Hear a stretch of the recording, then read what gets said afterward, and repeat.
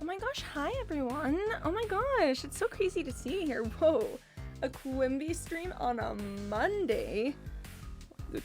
Whoa, I don't know what to tell you guys. Hi everyone, welcome to the stream. My name is Quimby, and today we are going to be doing a mining stream. That was a really bad sing-song section. I could do it better, but I feel like that'd be cringe at this point. I'd like to extend a big congratulations to Select for getting the first Channel Points award. Thank you, Moon Droplet, for the Rickroll right there. Oh, I gotta catch up. Close, thank you for the not first. Moon Droplet, hi, thank you for the not first. Sorry, I assume you're talking to Moon Droplet there, but also me, hi, I'm doing great. Your voice is so much better now. My voice is so much better. I can actually talk and speak and sing a little bit. Which... Again, when I tell you the way I was so worried that I had, like, ruined my voice forever and ever and ever, well, okay, but we're fine now. It's fine. It's fine. We're probably gonna end up with some sing-songy bits today because mining streams tend to bring it out in me. Mining streams tend to bring out the, you know, me just walking along and then suddenly I'm singing Mamma Mia by ABBA 12 million times in a row because it's a super catchy song and I get the lyrics stuck in my head and it's written in a way where you can't just easily loop back around and you can't just end it it's gonna be a great time. I don't know how long I'm gonna be able to go today because it looks like I've got some things that are rapidly shifting a little bit earlier than I thought they were originally. Because Mamma Mia was in my mind today too. Wait, no, really? Mamma Mia, here we go again. Mama, how can I forget ya? Mamma Mia, it's a game we play. Bye-bye, it doesn't mean forever. Yes, I've been broken hearted. Sorry, it's such a good song. It's such a good song. I don't know what to do with myself with how good of a song it is. Yep. Yeah, we're gonna mine a whole ton of copper today. We're gonna, I don't know, chat about life, the universe, and everything. We're gonna have a great time. I'm thrilled to be here. I will say, because I'm here today, it means I won't be able to be here on Thursday. I'll remind you guys later at the end of the stream, and also that's the end of the intro section. I found some tunes that I'm gonna play. They're like psycho hyperpop kind of style, which I kind of appreciate. Morning Gamer Nation. Hey, Corpicay! Welcome to the stream. So lovely to see you. I was just telling everyone, so I have a thing, theoretically, it's actually not even confirmed yet. I theoretically have a thing on Thursday. So I probably won't be able to stream that day, but I'm here today in recompense. Thinking of the Lay All Your Love on Me song, like all of yesterday. Oh, that's a really good one. Don't go sharing your devotion. Lay all your love on me. It's so good. Anyway, let's change the scene. 3, 2, 1, and pop. Welcome to the cave. We're here with our overly enthusiastic tunes because I am yet again continuously here in a cave. Music's actually a little quiet for my taste for mining stream purposes, especially for something this high energy. We gotta get a little volume on that so that it'll sink into my bones. Turn up just a bit, but this volume slider is really annoying. That's too loud. Anyways, I'm listening to Chiquitita always. Oh, that's another good one. Chiquitita, you and I know. I don't actually know the lyrics to Chiquitita too much because, although it is an amazing, incredible, perfect song, I just somehow don't listen to it as much as the rest of ABBA. Like, nothing against Chiquitita. I just somehow don't listen to it as much. It's kind of weird. No, Lay All Your Love on Me is so good. It's, oh man, underrated as all get out, I tell you what. Oh gosh. So once again, here we are in a cave that I explored much earlier into my run on this world. So I did not realize that I needed to be collecting all of the copper. So our main primary goal of today is to not get lost in labyrinthine tunnels and to have a productive time. Thumbs up, smiley face. I'm glad you guys all get the brief. Anyway, how are you all doing? piano solo is what stimming feels like. I was like, stimming, okay.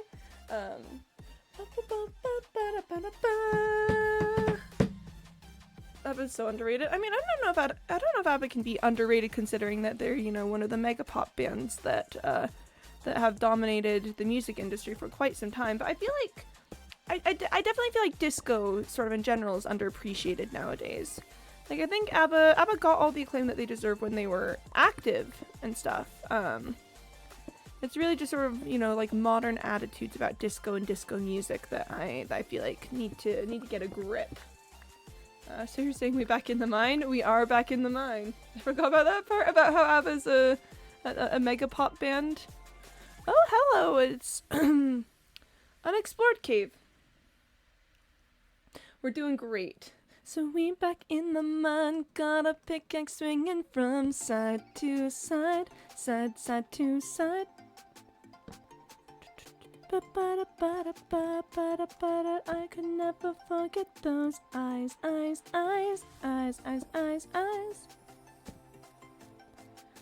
Alright, well, here's the deal, is I don't wanna fall into the trap of just walking down a tunnel forever and ever and ever not ever actually picking up the copper from it. So we're going to backtrack to here. We're gonna do a little bit of mining, and then we're gonna start moving forward again. We stay economical. Underrated is relative to how rated they should be. I want them psychically beamed into my head at all hours. You know, yeah, that's fair. That's, you know, to be honest, it's yeah. Just gonna be saying that. So thank you. I'm so thrilled to be able to do little sing-songy bits again. It was so difficult. It was like a week and a half where I could not like make mouth sounds at all. And then I was like I'm never gonna sing again. This is so sad. This is so sad and unfortunate. But here we are. It's fine. It's fine. I was overreacting. It's fine. Listen, I just think sometimes it's a bit spooky out there. It's also a bit spooky up here, which I've realized that I do need to I do need to go light this area before I can do any reasonable mining in the area. Oh gosh, it's Ugly Feet Ain't Got No Rhythm. I'm gonna be honest, I feel like I should know what that's a reference to, but I am just hitting Ain't Got Rhythm from Phineas and Ferb. That's Phineas and Ferb curse strikes once again. That's all I'm hearing right now. Cause I ain't got rhythm. I ain't got rhythm. I ain't got rhythm. Okay. Well, it looks like Pastor Quimby is very foolish and did not mine the coal over here. Gosh, Pastor Quimby was such a nerd. My goodness. My phone hates me so much today. Oh no. Guilty Feet Ain't Got No Rhythm! Oh my gosh, okay. Okay. Okay. That is George Michael's, what's Careless Whisper. Guilty feet ain't got no rhythm. Oh, never gonna dance again. Guilty. Okay, I see where we're going with this. Guilty feet have got no rhythm. It's easy to pretend. But oh gosh. Both alone.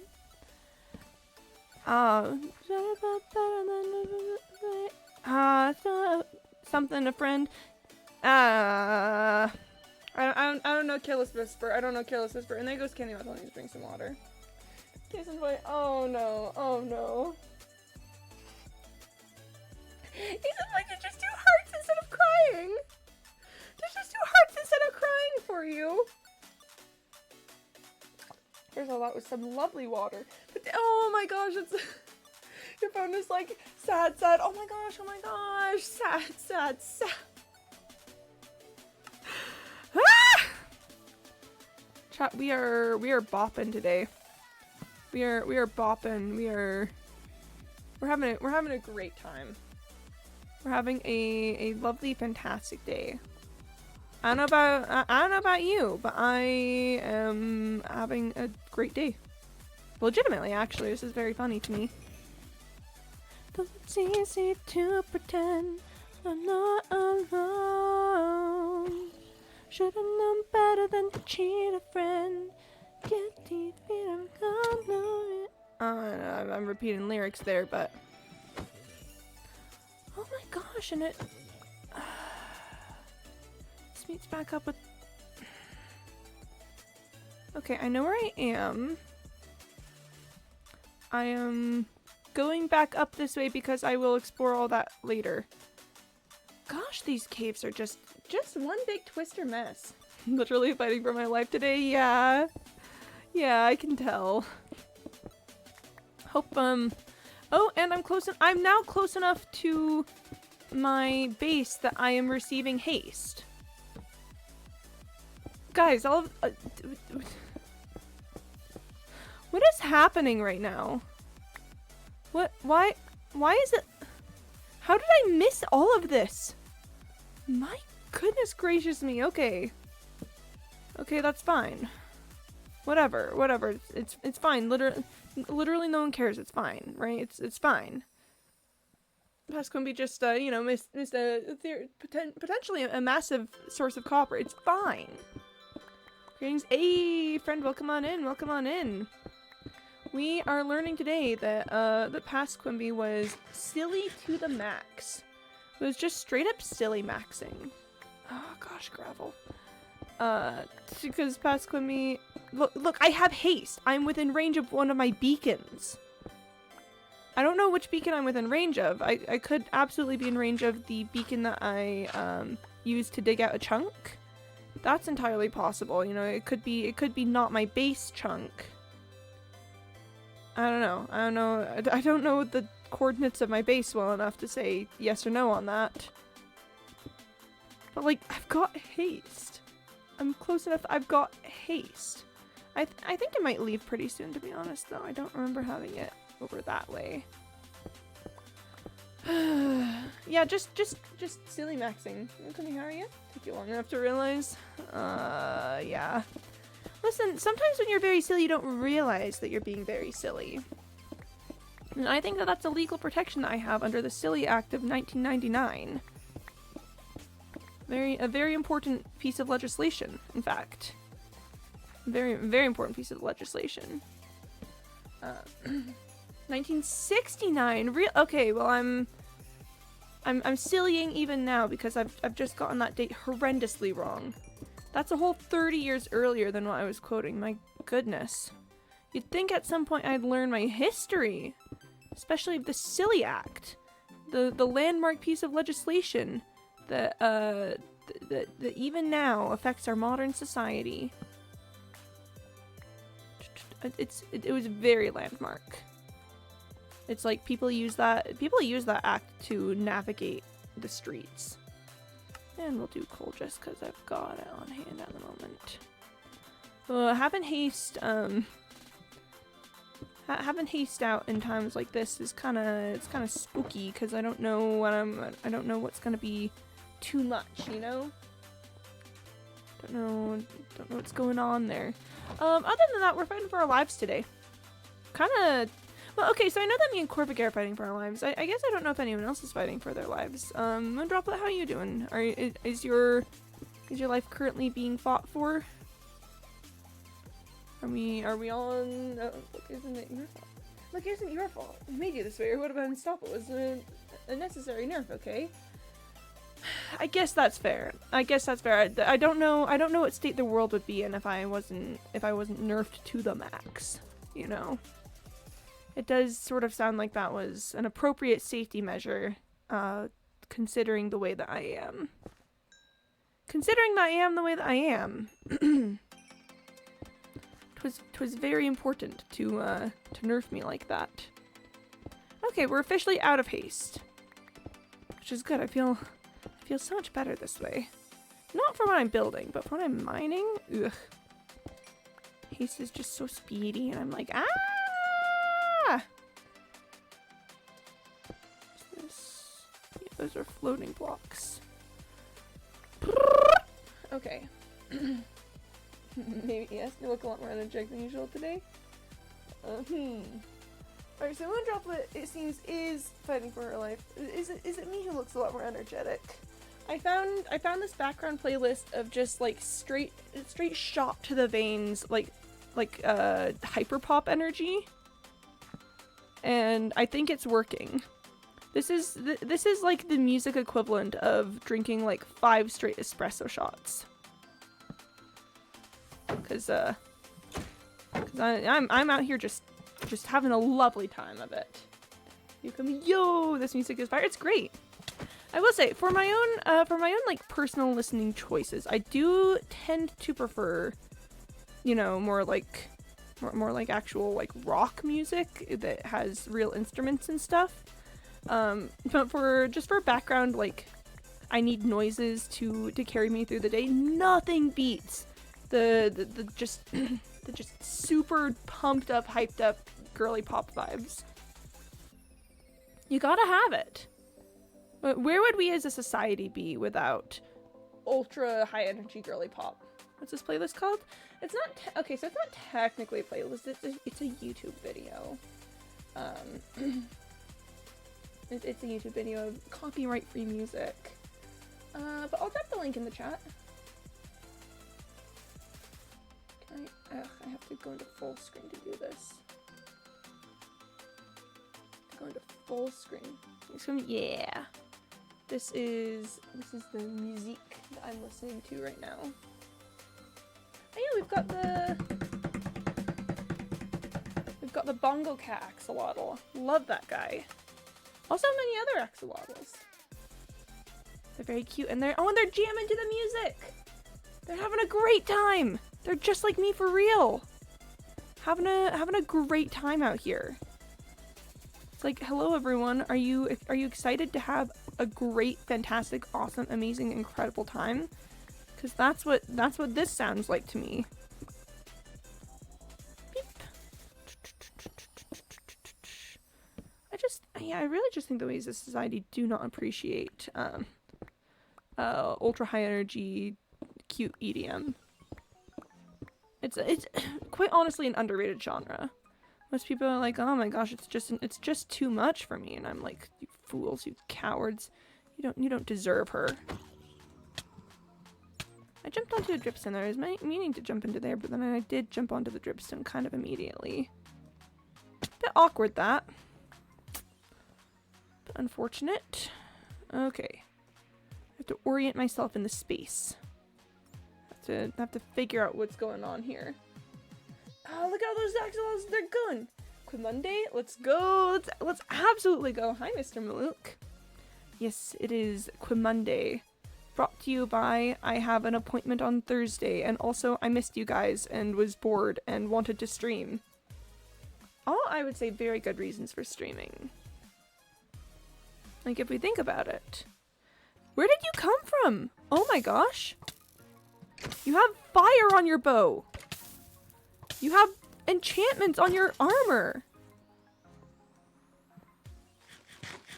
I'm wearing full netherite and that thing took me down 2.5 hearts. I'm just putting a torch in that spot. I don't know if that's where the skeleton came from, but... Oh my gosh. She jumped on the dripstone. I jumped on the dripstone, I'm sorry. Rip in peace. The plushie of the character in the music video right now. Wait, really? Oh, do they have a name? Do they have a name? Because I would love to know. They're very cute.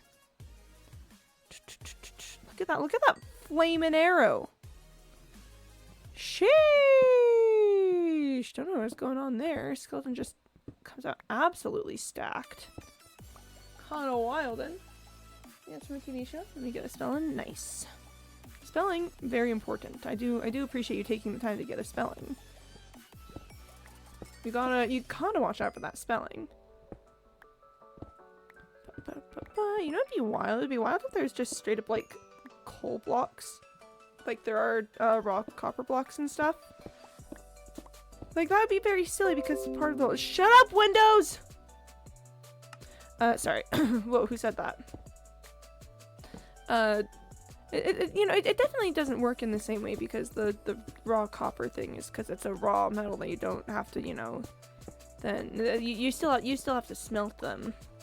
But I just think that it would be kind of funny if there was coal blocks just hanging around. It'd be kind of silly. Windows, would you like to update your? Shut up, Windows. Yeah. Here's the thing. Here's the thing. Actually, is I'm actually majorly sus of Windows updates in general currently, because they keep trying to get me to update to Windows 11, which I am not going to do. Everything I've heard about Windows 11 has been an absolute nightmare. I think if I ever accidentally updated to Windows 11, I might legitimately like nuke it all. Oh, and Lord, thank you for the Rickroll, which reminds me. Oh, that reminds me that Moondroplet did one in the intro section, so I need to mark 2 actually. Hi, Lord. Welcome on in. Welcome on in. I've been trying to reach you about your car's extended warranty. You can stay away from Windows 11, dude. So yeah, no, like if I ever accidentally did Windows 11, like maybe complete uninstall of everything. Oh, and thank you for the 3 absolutely nothings, Lord. Did that I had to force revert my whole laptop? Yeah. Cause no. I am not doing Windows 11. Like the like what was it, like Windows Copilot or something that they've got where it like records your entire screen without like any but doesn't do any like censoring of passwords or important information stuff. Like genuinely I can't believe that's legal. I think it's insane. A, that they added that, and B, that it's not somehow a huge privacy rights violation. Insane stuff, I tell you what. Insane stuff, I tell ya. Your PC can't do Windows 11? Oh, thank goodness for you. That's such good news for you, honestly. I'm searching, because I know this sure sounds like the word Mojang, and I think the one I have is called Pew Pew. Oh, that's cute. Not cool. But it's AI. Sorry, I have feelings about that. I just think that, first of all, it's how dare they call AI, because it's clearly not like actually intelligent like yours truly. But then also like maybe they should just shut up about the whole AI thing. Like, call me crazy, but oh my gosh, I think I know where I am. Hold on. This is about to get insane. If I am where I think I am, this is about to be crazy. Cause I don't use polished andesite a lot in this world. The only place I can think of that I use polished andesite is my skeleton spawner. I think. What is? Yeah, this is my skeleton spawner. No, my zombie spawner. No, this is my zombie spawner. This is, oh my gosh, this is right by my, oh my gosh. I hate, answer machines. It is. You have mining boost. Oh my gosh. This is my zombie spawner that I have in the cave underneath, in the cave where I have like my melons and stuff. There's a passage that leads to this. Oh my gosh. Insane stuff. Insane stuff out here. Thank you for the Rickroll, Lord. Online? It's called, online? Nice. Staffing jobs and future jobs. Yeah, I think the labor rights violation of the generative AI craze is, I think it's, oh see, yep, toss my pickaxe. The labor rights issues are crazy. Like, y'all, this is why we need unions and stuff to stop this kind of thing from happening. You know, isn't though? The worst mob farm in the world? Ayy! It is, that's true. It is not the worst mob farm in the world. The worst mob farm in the world is an entirely different construction. Far away from here, in fact. Couple thousand blocks at the very least. Because the worst mob farm in the world is out over by my guardian farm. Completely different thing, you know. An entirely different experience there. Just got blinded by the light. Unfortunate. Yeah, sunglasses may be required in these circumstances.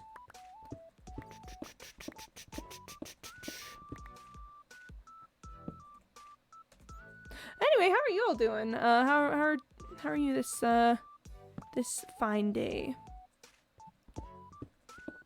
Oh wait, sorry to loop around, but that's why I'm sus of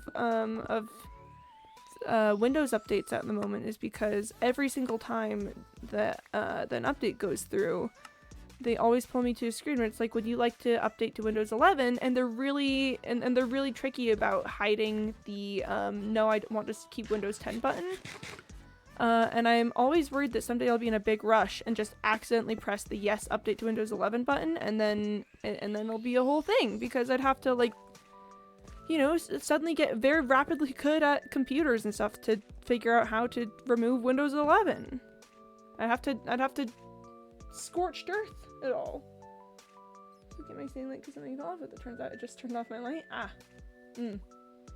Mentioned the Windows adjacent worldwide disaster that happened last week. Well, to be fair, CrowdStrike wasn't Microsoft's fault. Like the Y2K wasn't Microsoft's fault. Y2K was entirely the fault of a commercial entity that was not Microsoft. Microsoft is also a commercial entity. Like, not to imply that Microsoft is not a commercial entity. It's just not, you know. It's just not that one. Oh yeah, that thing. Insane stuff, by the way. Kind of crazy that, well, okay, so as far as I understand, it's not actually like Y2K. Y2K was actually, it was actually differenter than that. But basically kind of the modern equivalent of Y2K happened last week. It's wild and stuff. That's one of the reasons Windows is supposed to be nice. You shouldn't have to be a power user to use your computer. That's the thing. That's why I don't update to Linux, because I'm not like, it's just too user involved for me. Like sure, it sounds like Linux has some great perks coming along with it, but I just genuinely do not have the time to be messing around with all the features of Linux. Okay, I was hearing skeleton noises from over here. Just want to check.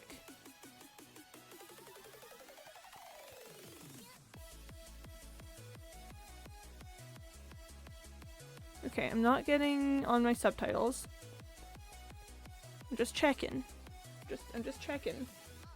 Okay, got the correct names. To have the plushie of Pew Pew, aka the yellow one, and the other main character is in fact called Nonang. It's a very adorable show. When I say adorable, I mean adorable. It sounds really cute. That's adorable. They do, Mr. Like, they sound so cute. Yeah. Love when things are just telling you, okay, there's the skeleton.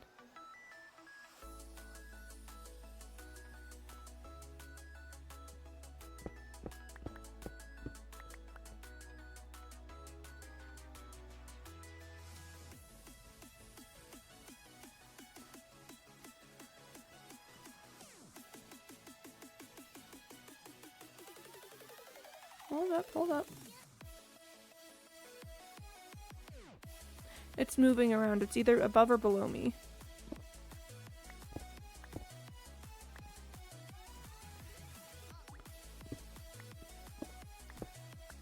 Oh man, I actually can't hear the skeleton rattling right now though, because the music is actually too loud. Hold up. Sorry, pausing it for just a sec. Where are you?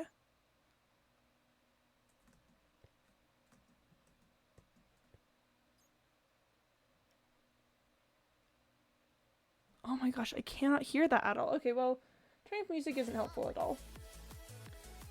Oh boy. Was that in a boat and just say Lisa got its mirror a few times? Oh wow. It's about soap? Yeah, I imagine with that. That's fun nonetheless. Oh, that's good. So fun to find and terrifying, not maybe both either way. That reminds me of the time that I went to Astoria and we were talking about we were talking about the mouth of the Columbia. Because if you don't know, the Columbia River is actually like hugely terrifying. It has not been tamed, the Columbia River. They like dredge it and widen the passageways like every single year and still the mouth of the Columbia. Like there's like 20 people whose entire like life job is to be a pilot that can guide ships into the Columbia River or out of the Columbia River. Okay, skeleton. Your move.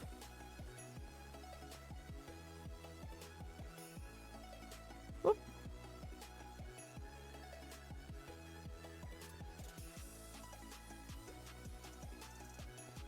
Oh my gosh, this freaking skeleton. Okay. But yeah, so the waves on the Columbia River. There we go. Waves at the mouth of the Columbia River can they can be like super crazy tall. Like ships will go at like crazy angles on them. And it's so spooky because the Columbia River is just wild. Okay, well I don't know if this area connects back to the area that I was already in, but while we're down here, you know, we may as well have some fun with it. Toss in the stone, because I do not need that much stone, and also I don't need that dripstone there. That staircase is pretty clear as where I came from. Keeping a watch for creepers. Because you gotta watch out for them creepers. It's important stuff there. So we both landed on the boat but didn't count for wave size? Yeah, sounds about right. You complete the plan just a bit differently from the norm. Oh, that sounds true. That sounds very true, in fact. Okay. Yeah, I should light up a bit more. Yep, because would you look at that? Creeper. Aw, man. What? There's that skeleton that we kept seeing. Looks like it does connect to where I was. Which is probably a good thing. Probably a good thing. Beep. Okay. Yeet. I jumped the boat, so it's not trying to speak myself and a passenger part of the ship. Oh goodness. It was so bad I actually hooked it in and switched my vest. Goodness gracious me, yeah, that sounds pretty spooky. Glad you made it there safely. That's important. That's, you know, we do love it when that happens. See what the main characters look like? Oh my gosh, hi! Just some little guys. Oh my gosh, they're just some little guys. That's amazing. That's amazing. They're just some little guys, real and true. Oh my gosh. Sheesh. Okay, this does appear to be cave no dripstone.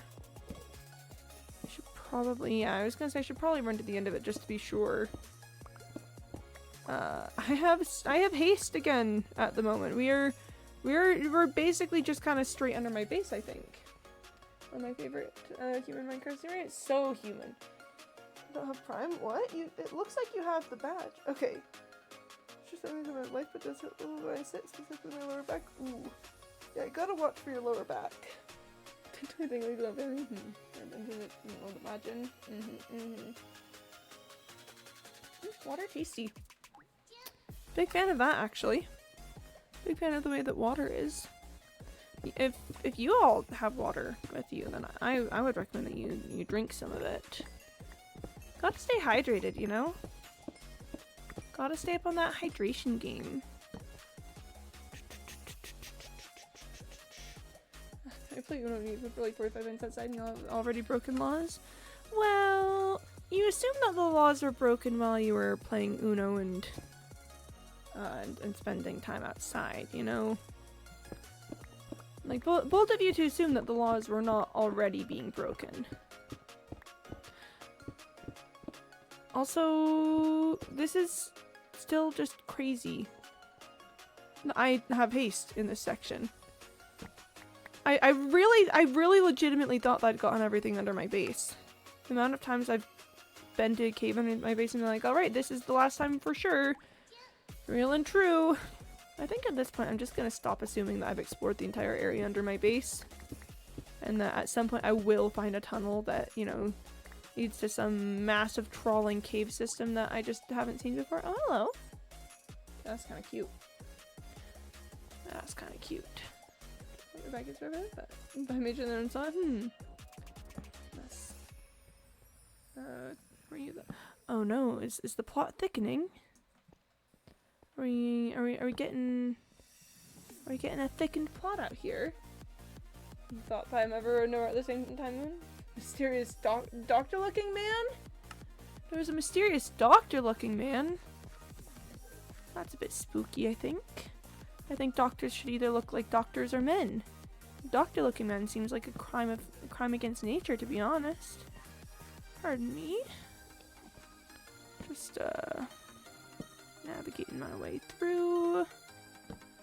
Okay. And passageway. Pardon me, excuse me. Okay, so this leads... Okay. I know where I am at this moment in time. It's just complicated. Okay, so Endermen have ravaged this area. Look how much mess there is. Oh my gosh, yeah, the gravel is everywhere. Sheesh. Who knows? Where am I right now? Don't know that that's a challenge that you want to be making at this point in time. Shoot me. That's fine. I'll just axe you instead. The question is this cave no dripstone? Because I'm seeing cave. That there is deep slate. So we're already getting a bit low anyway. Come on, shoot each other. Fight each other! There we go. Okay. I love it when they do that. There's copper. Okay. Okay, this is fine. This is fine. I know what I'm doing. This is fine. I mean, to be honest, it's not even a dripstone cave. Do I want to go for that copper? That's gonna bother me if I don't. No, that's not right. What I wanted was that, and then I could do that, and then and then I could do that, and then that, and that's doable. Oh my gosh. Okay. Massive big old cave area down here.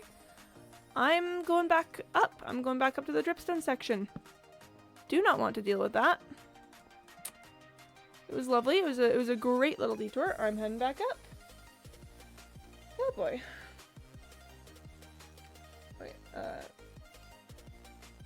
things but like, can't touch grass like ever again. If I touch grass, I'll resort to committing crimes. Well, no, again, you assume that the crimes happened because you weren't here, and that you assume that the crimes would not have just continued to happen. Grass either, because listening to grass form is no joke. That's true. Those cars are totally abandoned permanent. Oh no. You know it's good to worse. I do I notice around, but like I said, I'm never nowhere at the same time. I'm found in several bushes. Huh. There goes Kenny won't tell me to drink some water. Give me just a sec.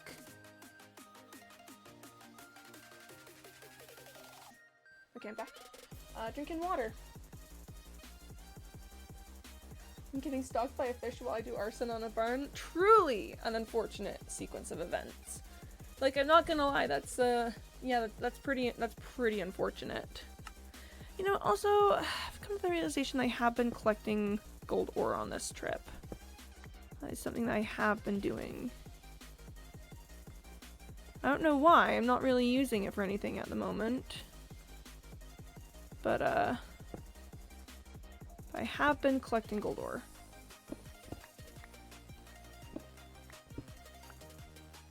You can ask, I guess, future Quimby what that's about. Present Quimby has no idea, but I bet future Quimby will have an answer. That's sort of a roundabout way of me saying that's a future Quimby problem. I think future Quimby can deal with, you know, thought of all whatever that is. Yeet.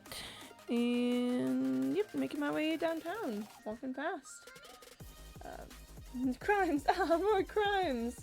The little yellow light, I don't do that. Look in the barn door now, and you'll find some spicy things. So are you trying to encourage Moon not to do arson or to do arson? You know, I'm kind of getting some mixed messages here about what your intent is in all of this. You know, like what is your ultimate goal? Oh my gosh, there's more of it. Oh my gosh, there's more of it. Well, there's a guy down there. Should probably go fight the guy at some point, but I also want to head out this way. Yeah, not much to see over here, but there is some copper, and also when I've received haste again. That's cool. That's kind of neat. Kind of neat and interesting, I guess. You couldn't be. Don't worry about it. The thing about that is I'm definitely worrying about it. I'm definitely like I don't think you're avoiding this. I am worried about it. I'm going like I said, find space things. Sort of finish off, Lord. Stop me from doing arson except death. We're in a very do crime sort of mood today, aren't we? We're in a you know, we're in an oh boy. It's not even a like teachers gone quick do arson type thing. I think you guys just straight up want to do arson. Which I mean, I can respect that. I can 100% respect that desire to just simply do arson. Also, you know, it's I think it's at the very least worth noting, you know. It's worth making a little note in our record. Alright, you want D&D this? I got a D20 on hand. You just want me to do a quick roll. I've got dice pretty much on hand always. So if you guys need dice rolls, or there's always vibe check 20. Vibe check 20 will give you a randomized number.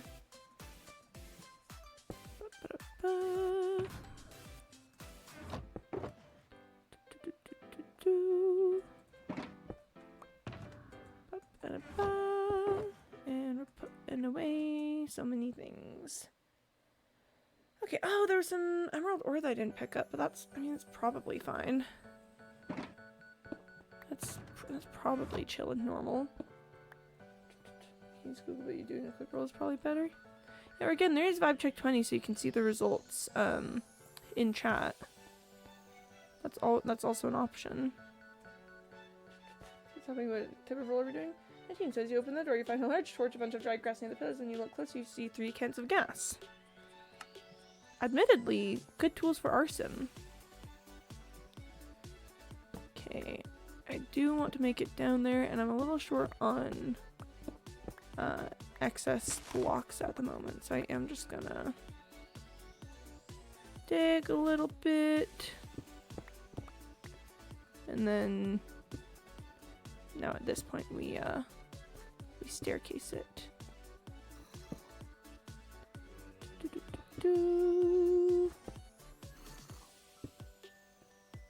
Hello there. Ah, baby.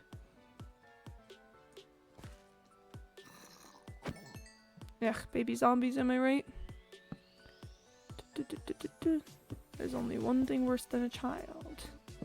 Sorry, that's not how the quote goes, but I think that's the I think that's the only way that I can, you know,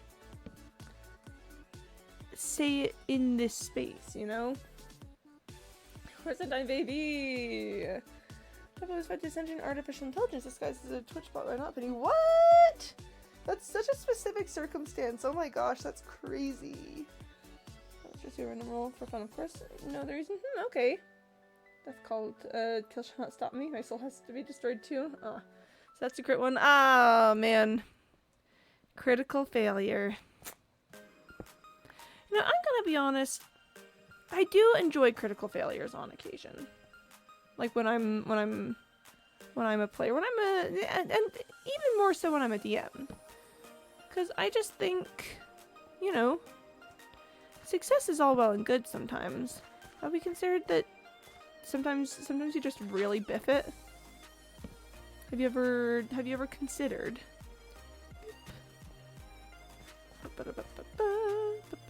Oh, there's a zombie villager somewhere down here. How lovely. What a lovely experience. I'm so glad that there's a zombie villager somewhere in this area.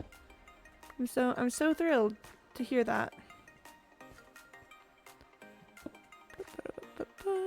Okay. That should be fine there. Do I want to explore anything at all? This way. Not particularly. We're getting into Deep Slate section there. I don't think that's a good spot for Quimpies to be in right now, you know? I'm supposed to be picking up copper. Not whatever that is. Okay. I don't know, I said cans of gas are in the barn, I delayed it.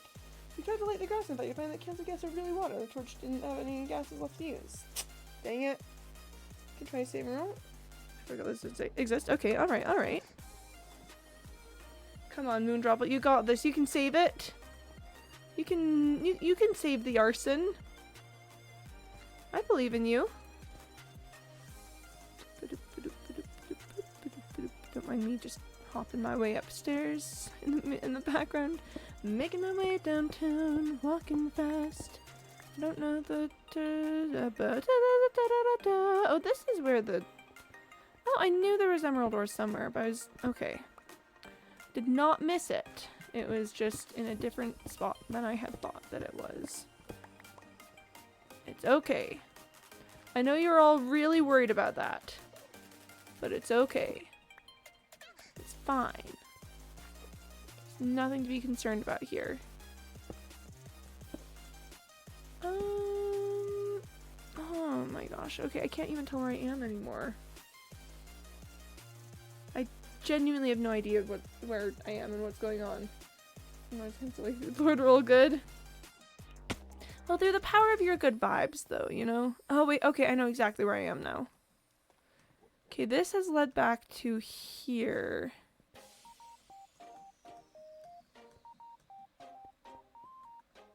Okay, that was forward motion. I was just barely up in here, and I just want to check. I just want to check to see. I just want to check and make sure that I've gotten everything from here. See, I knew I was missing something. I knew I was missing something. This is why you always check. Oh gosh, Haste. Shut up, Haste 2. Okay. This is immediately leading us back down. Oh boy. Oh boy. Okay, this is Cave No Dripstone. Oh, there's a geode there though. That's kind of cool. Oh no, it is Dripstone! Ow! Don't you dare. Boom, got him. Okay. Alright. No, this is fine. This is fine. This is totally fine. 14 says you venture farther into barn looking for something. As you look, you can find a can of homemade explosives. Looks poorly built, so you have to take a chance of lighting it. So I need to blow up this barn. Odds are even. So you go to light it, you accidentally light the fuse too far, and it blows up before you're able to run out of the barn. Oh man, this is so sad. What's gonna happen to Moondroplet? This is so sad. I can't believe it would be this way. Yeah. I can't. What a. We're gathered here today in recognition of a tragedy, as our local moon droplet gets absolutely got. I'm just gonna put this right there for no good reason. That's where it goes.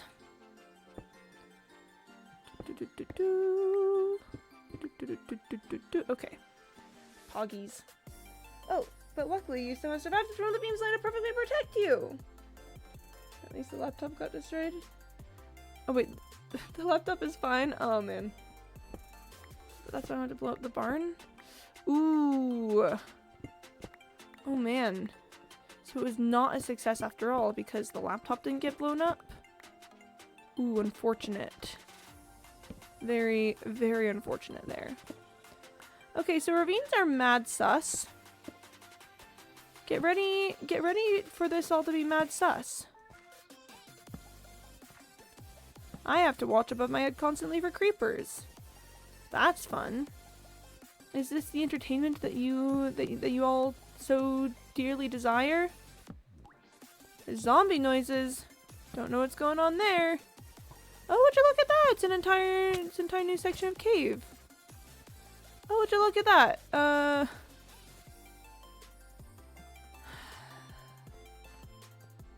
Chat, we are not getting out of the cave. We are not getting out of this cave. I just looked over there. That's stone, dripstone section. That is a lot of that is deep slate, but there's so much of that that's stone, dripstone. No, it's fine. What do you mean? What do you mean? It's fine. And you left open while you were coming with the rebels, so hack the laptop and stole documents. But this guy can hold the key to destroying the prince's lair. The prince's lair? Let's get back before they collect all 5 artifacts? It's just so sad. I can't believe your plan to destroy the prince's lair has been leaked. This is so unfortunate. Whatever are we gonna do? Calm down, Bowser. Yeah, to be honest, Bowser behavior. Making some torches. Okay. That is an Emberman. Enderman. That is nothing in particular. You know, so one of my favorite games of all time, Heroes of Might and Magic. 2 or 3. One of them. So there's a bunch of stuff on the maps, right? They've got these maps that you explore, and you find like resources and creatures that you have to fight and stuff. All of this is still under my base. And yeah, so you have to you look at these maps, and if you spot something interesting, you can hover your cursor over it, and they'll tell you what it is. Now, in one of the games, again, I don't remember if it's either 2 or 3. There is a thing that's just called Nothing Special. And it's really funny to me. You're just looking at your map and you hover your cursor over something and it just says Nothing Special. I'm like, oh my gosh, tell me how you really feel. Well, alright then. Man, I gotta see if sometime I can actually play Heroes of Might and Magic for you all. I guess I don't know if it's actually a good streaming game. Because whoop, it's not very like story based or anything. Oh my gosh, I actually want to go back up there. Or like it does have story, but a lot of it is logistical decisions and, you know, map exploration and then battles. But these games are where I got my love of hex grids for battle maps. So if I have any hex grid enjoyers out there, that's where I got my love for them. Really genuinely good games. Like not my favorites, because I think that title is still held by Portal 2. But I mean, I played those games so much as a kid. That was like that made me laugh out so hard. You go through your laptop, you find that the only two good banking are on the computer, and the balance of that has gone down to negative 500. Honey, I was already broke. Oh man. The master just roast them? Hmm? Oh, the mess. Yeah, it's just like nothing special. Let me see if I can find. Let me see if I can find like a sprite of it or something. Nothing special. 3. Let's see.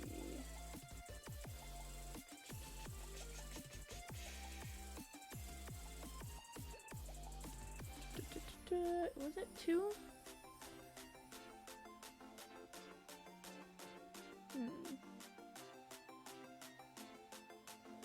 Let's see. What about let's try in 2.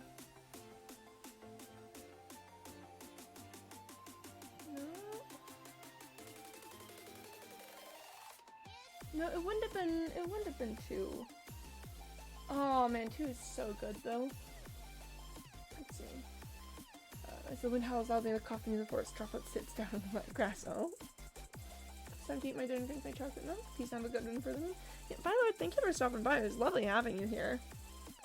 That's an oddly specific thing to wish. Map builder.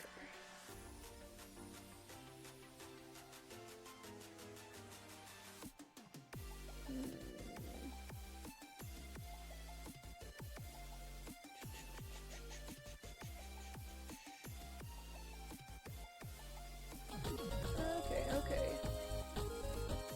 Oh Lord, thank you. Last message before I go. Thank you, Lord, for the rickroll. Much appreciated. Alright, so I do think it's in the Heroes of Might and Magic 3 map editor. It is where nothing special is, but I alas cannot find a sprite of it or anything. So I think that's the game that I played most as a child, because it was all our old computer like really had on it. Like there's some other games like Reader Rabbit and stuff. And Lord, thank you for the rickroll. Thank you. Like we had Reader Rabbit and stuff. But what was fun, you know, it was all like educational stuff, and sometimes you just wanna play a video game, you know? Oh, and Moondropper, thank you for the honk. Or both nerds calling you on that because you'll be big brain. Yeah. Just like for his time wishes before he comes back live. Get honked at? Get absolutely honked at. It's me, I'm getting honked at. Yeah, sometimes you just want to play a video game, and for, you know, me and my siblings, that video game was Heroes 3. Well, it was Heroes 3 mostly when we were a bit younger. We actually got really into Heroes 2 as I got older. Because I actually think that some of the mechanics of Heroes 2 I enjoy a bit more. But then, yeah, it's just these old games. Like, I think Heroes 3 was made in 1997, so like genuinely old games. Not like, oh, you know, that was made in like 2012 old. No, like these games were on the breaking cutting edge of like personal computer video games. They were really good. They were really just so incredibly good. Heroes 3 in particular, I'll say graphics wise, has this lovely 2D, 3D style where it's 2D sprites, but they look like they're 3D because of the way that they're made. And they hold up, I tell you what. Like they don't look, you know, brand new ultra graphics or anything, but they look really good. They're actually original back then. I mean, they had to be because like there was nothing to build off of. It was the wild, wild west out there. I'm just gonna walk straight through this torch. Here, let me. Okay. Now that we're talking a little about Han, let me see if I can pull up. Let me pull up some sprites and stuff to show you what I mean with this 2D, 3D thing. Oh, and thank you for the hydrate, much appreciated. Also, side note, and this isn't really important or anything, but my nose is doing that thing again where it just itches a lot for no reason. And I still don't know how to fix it. My nose just does that on occasion, and just there's no way for me to cure it. Let me see if I can get close up of some of these sprites.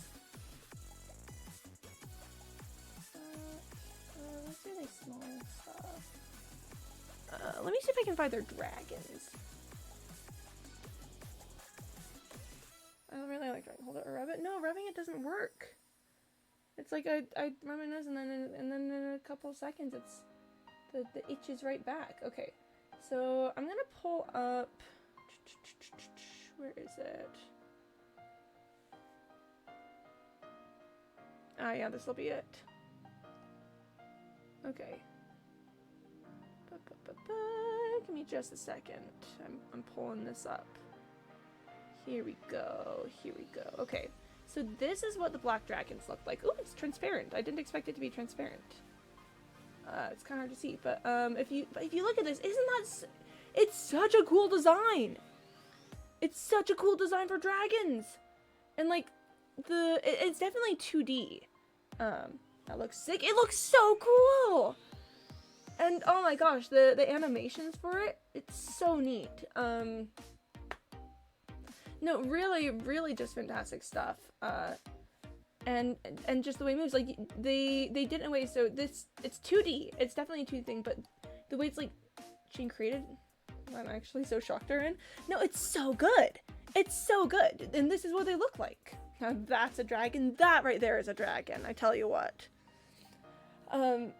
And the way that they like layered the sprites to make the move, so the game looks like it's 3D, even though it's entirely in this 2D style. Like you can kind of tell on the shading of this dragon just from here that it doesn't look like a normal 2D sprite would. Like it's definitely more, there's more depth of field to it, I would say, than long ones like this. It's not flat. It's not flat at all. Yeah, it's created to give the impression of space there.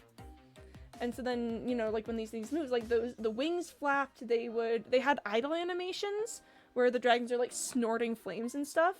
Their tails whip around as they make attacks. I really gotta play this game for you guys at some point, even if it's just like a quick stream to just show you what it looks like. If I'm pulling up sprites, I have to pull up the Heroes of Might and Magic 2 Phoenix because it has affected the way I see all Phoenixes. Okay, the Heroes of Might and Magic 2 graphics were definitely a little more flat, because other games. Oh, okay, I'm gonna pull up another source so that I can have two of these on hand. Let's see. We're viewing all of this. Okay. What we expected. Flat square, what we got. Ice cube? Yeah! It's crazy stuff. Okay. This is what we want. Okay, this is the Phoenix. Oh, sorry. Grab the black dragon. This is the Heroes of Might and Magic 2 Phoenix. And the resolution is not great as I make it larger, so I'm gonna leave it there. It's incredibly accurate. Yeah, so the two graphics, again, definitely you can see kind of why 3 is so crazy, because like for 2 we had stuff like this where while it's beautiful, gorgeous art, definitely is flat and made for that like 2D look of it. But then 3, they just pull out this kind of stuff. They just pull out this crazy like detailed 3D dragon thing. And again, these games are coming out just a couple years apart. So let me check the release date for Heroes 2. Let me check that real quick.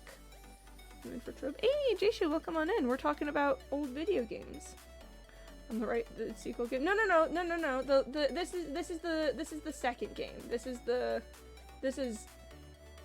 sequel game she tells you not to worry about. Oh, I see what you're doing. I see what you're doing there, Mr. Malouk. Home to release date. 1996. So this game came out in 1996. Maybe it was 99 for 3. If these were 1 year apart, yeah, okay, it was 99. It was 99. Okay, so there's a winged gods on the red board on anyone else's screen. No, they're on screen. I'm just showing people things. Sorry, they're both sequel games, but the left is a sequel. The right, yeah. Okay, so I was wrong. This one came out in 99. There's no Red Bird and Bossing Say. Oh man. This one came out in 96. This one came out in 99. So these games are 3 years apart. No, these games are 3 years apart. You have, like, just consider, for your consideration, these games are 3 years apart. This one might be the HD remaster, now that I look at it, but no, the original looks a lot like that as well. Oh man, I've gotta play these games for you guys at some point. They're gorgeous. Just absolutely gorgeous. Remember this? Left, this is them now. Right, feel old yet?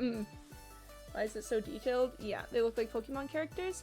I mean, this was, it was a couple years after the Pokemon release, but I don't think that the games were really big in America yet. Left one's a fully evolved Pokemon. But yeah, no, so these are 90s designs, which, okay, so I just gotta point out the Phoenix again. What game are we talking about? This one is from Heroes of Might and Magic 2. This one is from Heroes of Might and Magic 3. The dragon. So this Phoenix design is what I think of literally any time anyone mentions a Phoenix. Like, I've seen other designs of them, Phoenixes, but I don't think I've ever seen one that looks this cool.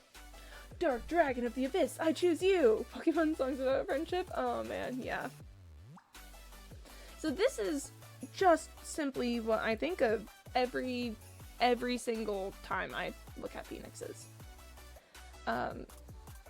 No other design comes anywhere close. Like, oh, okay, and I gotta tell you, this design is animated too in the game. So it's not just static like this, the wings are pulsing with flame. That's for the game? Oh, you like games? Think of Phoenix Wright. I'm joking? Yeah. Yeah, to be fair, Phoenix Wright is, yeah. So the flames are like pulsing and like everything is like so fiery and pretty. I have to play these games for you guys because it's amazing. It's so pretty. So it's just like this living flame creature that is absolutely gorgeous. Yeah, and then this game came out 3 years later.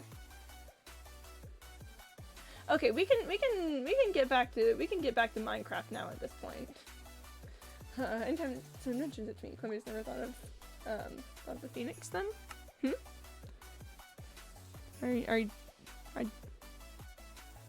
What do you mean by that, Jayshu? What do you mean? What are you talking about there? Hey, what's going on? What you talking about? Hey, what's that all about? Okay, so there's some copper there, some copper there, some copper there. I'm just making a list of things I need to come back to. I want to light up this area before, you know, before I actually do excavations. I think we're just going to... Okay, so this music list is almost over. When it gets over, we're just going to turn it right back around because I'm enjoying it. We can mention it to Gummy. Yeah. I use too much spice. No! Oh, unfortunate that. Hate it when that happens. And yeah, there's a Zomber over there. Oh! Got him! Don't even worry about it. It's a-okay, alright. Just wanna, you know, get this all up. Oh my gosh, is there more cave? Okay, that's down below. That's down below here. There is some copper there that I am gonna go after. Cause I gotta, you know. I gotta go after the copper. Legal requirement. Just had to check if my inventory was full or not. It's not. It's okay. We're fine. We're fine. It's fine. It's literally fine. I don't know what to tell you. Is my haste gonna disappear? Or am I out of range? Yep, we're out of range. How are you doing, Jayshu? Oh, and there goes, welcome to the future. Cannibot wants me to drink some water. Can you feel the sense? Can you feel the sun tonight? Can you fix the broken? I think some thoughts are saying, when I was a young boy, my father... Oh, wrong reference. I was also thinking that, Mr. Malouk. To be fair, we're kind of wildin' right now, Lord. I don't blame you. And haste is back. My father took me into the city to see a marching band. He said, son, when you grow up, will you be the saviors of the broken, the beaten, and the damned? Said, one day I'll leave you a phantom.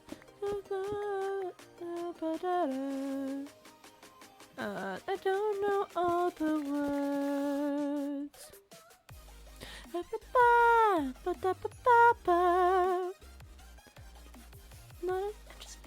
not a savior. Good song. Fun fact about me. Replace intro. Sounds good. Jason, also thank you for the not first. We've all this copper was just sitting here right under our noses. Singing Quimby is back. The voice is back. The voice is back. The voice is back. We're doing sing-songing again. So thrilled to be here. So the first time I ever heard the song "Welcome to the Black Parade" was actually on the radio when I was like 17 years old. Driving back to my house at like 2 a.m. after getting off of work. So there I was, just a little 17-year-old Quimby, and I was like, yeah, all right, I guess I'll turn on the radio because it's late and I want to have something to listen to keep my mind occupied while I'm driving late at night. And so I turned the radio on and I'm like, okay, this song that they're starting sounds kind of interesting. Okay, that's okay, all right, that was fun. I have no idea what that song was, but I really enjoyed it. And then a couple months later, I'd kind of known that Welcome to the Black Parade was a bit of a meme. You know, I had older siblings that were teenagers in the in the 2010s, and so Welcome to the Black Parade was not unknown to me. I just didn't, I'd never actually heard it. I just sort of knew it was like the emo song. And then imagine my surprise when I'm like, okay, yeah, I should check this out, I should listen to it, and it's that song that I heard on the radio. I'm like, what? Because I really enjoyed it when I heard it on the radio, and I'd sort of been not expecting to like Welcome to the Black Parade because it was, it was such a big popular emo song thing, and I was like, there's no shot that's for me. And then I really liked it because I'd already heard it, and I was just a bit gobsmacked. To be honest, I was like, whoa, I can't believe all this time I've been an enjoyer of the emo song, and I just didn't know. So that's my story of hearing Welcome to the Black Parade for the first time. It was certainly an adventure. Good song. Legitimately. I think what I've learned from that is that, yeah, no, they were right to go so absolutely insane over it. That song is incredible. Just a city boy. It's born and raised in South Detroit. He took the midnight train going to her house. Oh, Maluk bent his knee, and with one final plea, asked her on and on to the prom.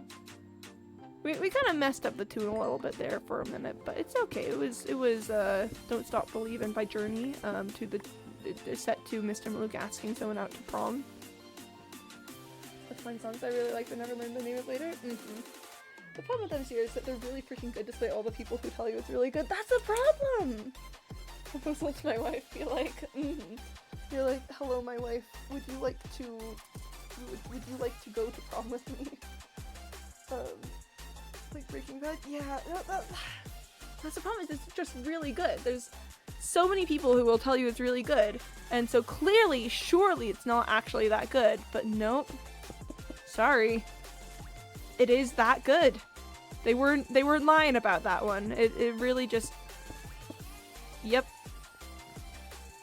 So yeah, no, you're so right, Corvigay. That is 100% the problem with MCR. They should really stop that, Do it to myself sometimes. I'm like, I think X is really good. Watches this. Holy cow, this is really good. I think people should maybe stop talking about how good it is, so that I would I would be surprised when it's good, and not grumpy that this thing that people tell me is good is actually good, I'm so stubbornly oppositional about so many things. Like, I don't know if this will mean anything to anyone, but Chapel Roan has officially hit my I can never listen to her ever list because people keep trying to tell me that now is the time to get in on the ground floor with her. I'm sure she's lovely. I'm sure her music is incredible. I can never listen to it because so many people have told me that it's good at this point that I am legally never allowed to enjoy it. I'm just so stubbornly oppositional about things, and I know it's to my detriment. Feels so shameful straight away, like something popular, like, oh no, I'm inseparable in my nature from the masses. Yeah. Yeah, I'm asking his wife out to prom at 30. Hope she says yes. That's the goal. That's the hope. I would, you know, if I had a wife, I would hope that she would say yes to going to prom with me. But you know, it's like, oh no, I like things that other people have, like, well, okay, so this is, I will say, with me there's an element of, oh no, I like what the masses like, but I really think genuinely the bigger problem is actually just, you can't tell me what to do. Like, it's definitely layered. It's a layered experience, to be sure. But yeah, no, it's not even just the masses TM. It's also, I just don't like when people tell me what to do. I've got authority problems. I'm like, you can't tell me what to do.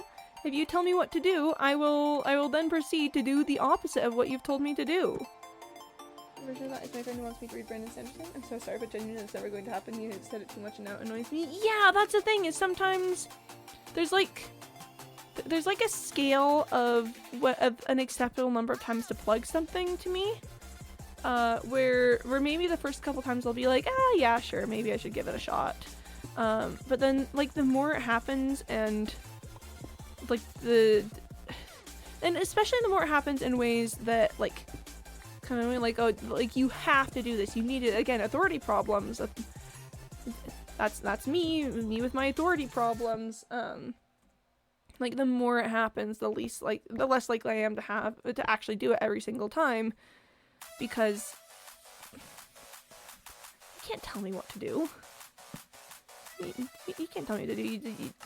You keep pushing on this, and now it's never gonna happen. All right, you know. And again, it's usually I believe it is to my detriment. I'm sure I would really enjoy the things that they're recommending, probably, unless I know for a fact that I wouldn't enjoy it, and they keep recommending it. That's another way to get on my to raise my ire really quickly. Like, okay, gnome. Is that a gnome thing? Is that like am I playing into some sort of gnomish stereotype? Yeah, my problem is that there are things I like so much that I just keep recommending. Yeah. Well, I feel like it's the way that people do, you know? It's like, there's recommendations that are just like, hey, you should check out this thing. I think you would really enjoy it. And then, you know, maybe every once in a while it'll be like, oh man, that does remind me of this thing that I think you would really enjoy. That if you ever checked it out. Like, that's me with what's the one? That's me with Dungeon Meshi. I know for a fact that I would enjoy Dungeon Meshi if I ever read it or watched it or anything. I know for a fact that I would enjoy it. And it's not on my list of things that that people have recommended me too much, because I know that genuinely I would enjoy it, and the way that people talk about it and stuff is just sort of like oh man, let's talk about this theme or this storytelling device that I know you enjoy, and I'm like, ah, yeah, I do really enjoy that, I should check that out. I just haven't, you know? Plus I live in the same city as Sanderson, so any writing programs or creative conferences I go to are advertised so hard. We have Sanderson, and I'm like, cool, literally don't talk about it to me ever. Yeah, unfortunate. It hurts, I understand. Yeah, I can confirm that I really enjoy Dungeon Meshi. For legal reasons, this is not a pushy recommendation. Yeah. No, so the thing is, with all the people recommending Dungeon Meshi to me, it's not on my I can never watch this list, because every time the recommendation comes, it seems to genuinely come from a place of, like, understanding me as a person and the sort of things that I enjoy and the media experiences that I want to have. And also everything I've seen on the internet about it has confirmed that, not theory, has confirmed that, observation I've had. Like, I've seen some really good stuff about it on the internet, like, fantastic art and everything. So I know I would like it. I know that I would like it if I were to ever watch it, or read it, or whatever. That's one that I just haven't gone around to, like, with time. I just haven't had the time or, like, specific circumstances aligning for me to, you know, to be able to get into it. Amori. See, I don't know about Amori because I think it would make me sad. And not sad in a cathartic way. I think Amori would just make me straight up sad. I think Amori would, I think it would fill me with just an unspeakable sorrow. So I'm kind of worried about that one. It does sound good. I just, again, don't know, I don't know if I'm in a place for unspeakable sorrow at this moment. Brandon, what the creative writing for perfect. You've lost me at Brandon. Yes, I say this point that I know I don't have it in me to love a new thing right now. I have a job. Yeah. Well, I don't. But it's like I got stuff going on. I don't have time to go into a hyperfixation spiral, you know? I've got writing and editing and I don't know, probably getting a job at some point to do. I've got stuff. I can't handle that right now.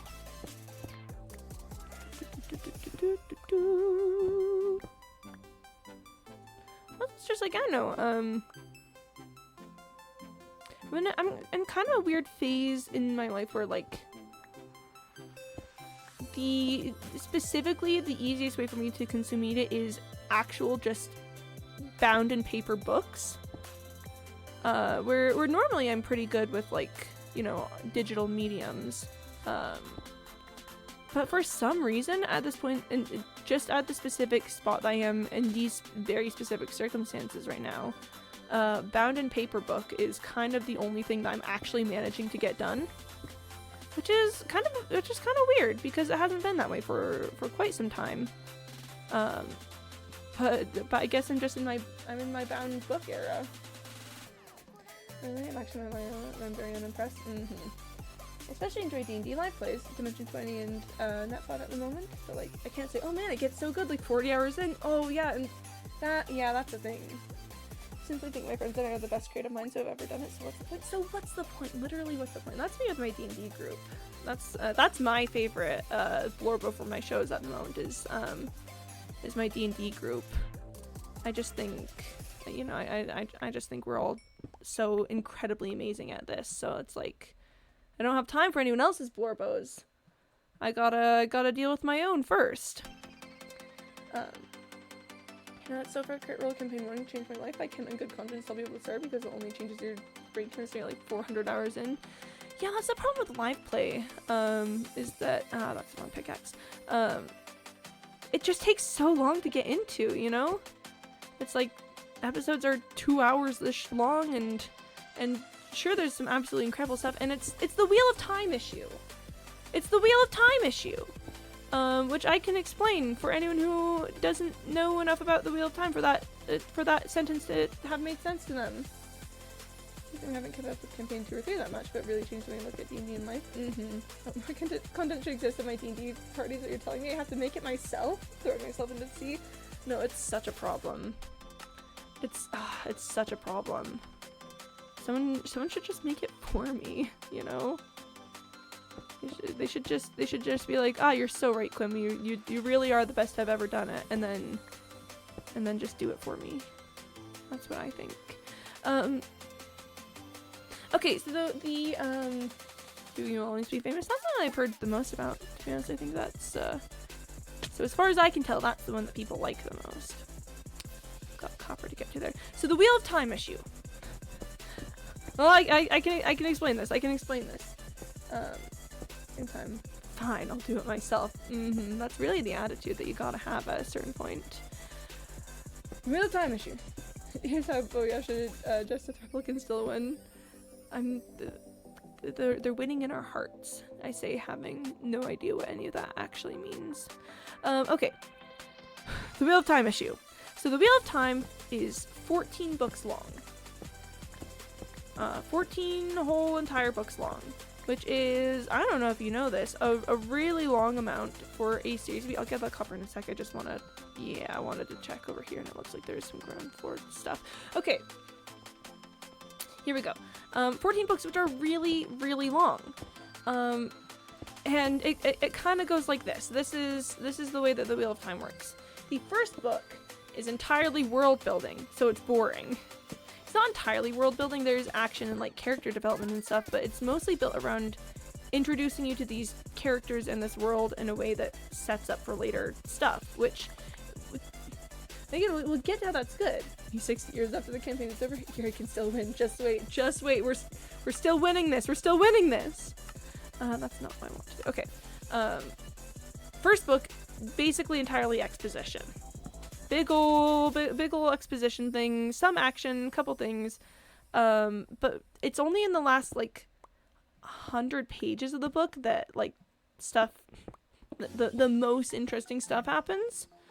Book 2 is really good, particularly the Nynaeve sections. Nynaeve in Book 2 is absolutely fantastic. Book 3, exciting, really, really cool stuff. This is when we get some confirmation of some theories that we've had ever since the first book. The title of the book itself is a spoiler for the theories that are confirmed. They also 1,200 pages a book or something. It kind of depends. The earlier ones usually run about 600-ish, if I recall correctly. They're long. They are long books. I think this Dune has a similar issue as Wheel of Time. Yeah. But we'll get into the specific issues of the Wheel of Time. We're talking about Avatar? No, we're talking about the Wheel of Time. Am I close? I mean, I have no idea if they're close. They're not really close, to be honest. I think... gosh. I was gonna say something about which one I preferred, and then I immediately twisted back over on myself. I am so thrilled to have read The Wheel of Time. I don't know if I can in good conscience recommend it to anyone. Love Avatar so much. Would absolutely recommend it to everyone, but I don't know that it has the same depth of field as The Wheel of Time gives. So it's kind of different ends of a sliding scale. I'm gonna drink some water. Book 4, incredible. It's so good. I'm waiting for... Oh, you friend. So you recommend it? No, not at all. Absolutely not. No. Yeah, that's exactly how it goes. Book 5, this is where it starts to get tricky. This is where it starts to get real tricky because Book 5 is mostly good. But it's not as good as the previous ones. Book 6, awful, bad, terrible. Book 7, awful, bad, terrible. Book 8, awful, bad, terrible. Book 9, terrible, horrible, awful. I think Book 9 might actually be one of my least favorites. And Book 9 is where they cleanse Sodden! Book 9 is where one of the most important events in the entire series happens. They cleanse Sodden in Book 9. And it's maybe one of the worst ones. Book 10, bad. It's horrible. Possibly worse than Book 9, in fact.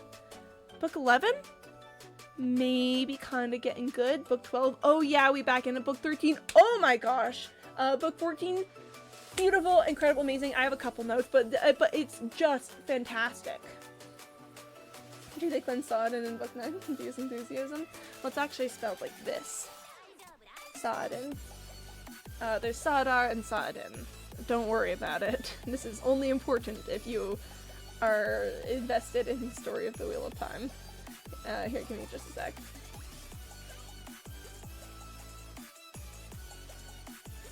But yeah, so the last, 3 or 4 books are maybe some of... are okay, I can't even say maybe on this. They are the most impressive media that I have ever really properly consumed. The way that the final battle goes in the Wheel of Time, oh my gosh.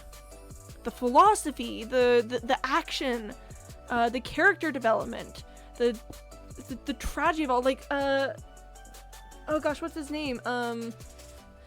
Swan and, oh, what's the guy's name? The general guy. The tragedy of them is insane because they would have lost it. There's this prophecy about them that they have to stay together or else they'll both die. And they think that they've beaten the prophecy, but then it's still active. But if they don't separate, they're gonna lose. Like, if they don't separate, then things will happen in the two locations that they need to be in. They will lose this battle. They will lose this war if they don't separate. So they do, and they both die. But what about friends? The power of friendship? Maybe the real treasure was the friends we made along the way. So insane stuff in the Wheel of Time. Like just they must separate. Yeah, no, if they don't, they lose, but if they do, they die, and so they die. But what about friends togethers? It's real sad. It's real sad. It's real sad, unfortunate. Yeah, so the final battle of the Wheel of Time is and like the ending things with, and the way stuff goes down with like Matt and Perrin and oh my gosh, File in the 14th book is incredible, and also they uncringed Nynaeve, who got cringed in the bad books because Robert Jordan could not write women well. But they uncringed Nynaeve. The battle was incredible. Like, all these amazing things happen. And you know, the problem of it all, the big issue, like, the issue is not that there is a couple of bad books, right?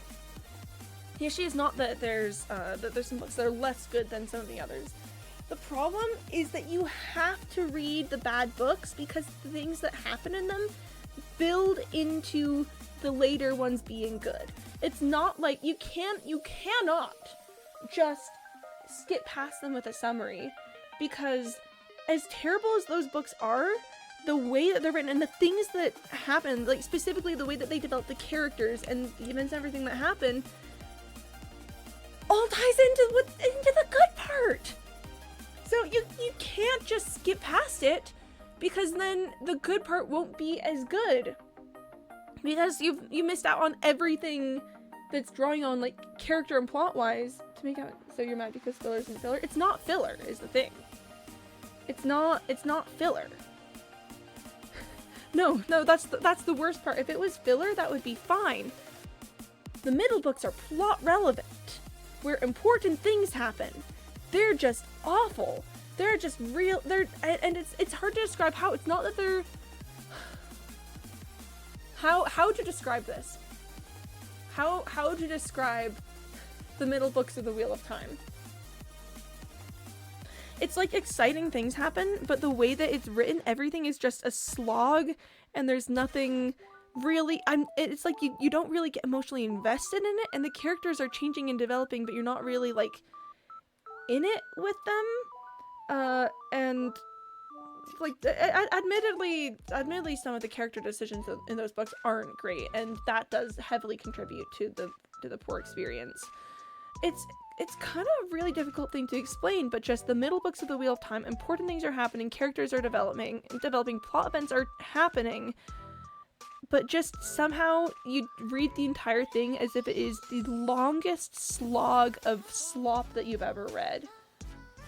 Because I don't know how to describe it, but it's just the worst thing ever. But then you reach the other side of it, and suddenly all those things that happen are contributing in major ways to really cool stuff happening currently.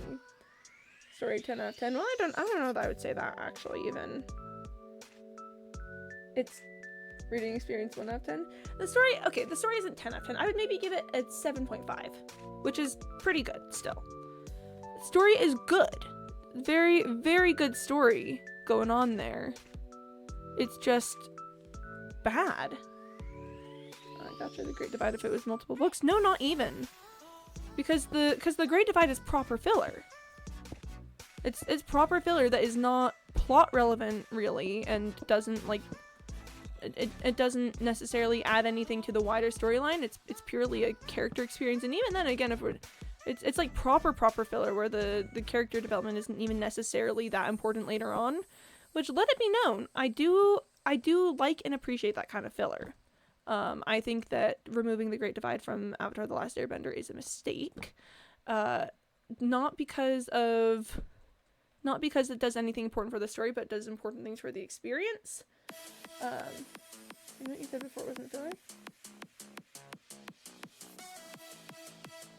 I've said so many things in the past. There's a difference between filler / negative and filler / pause. Exactly.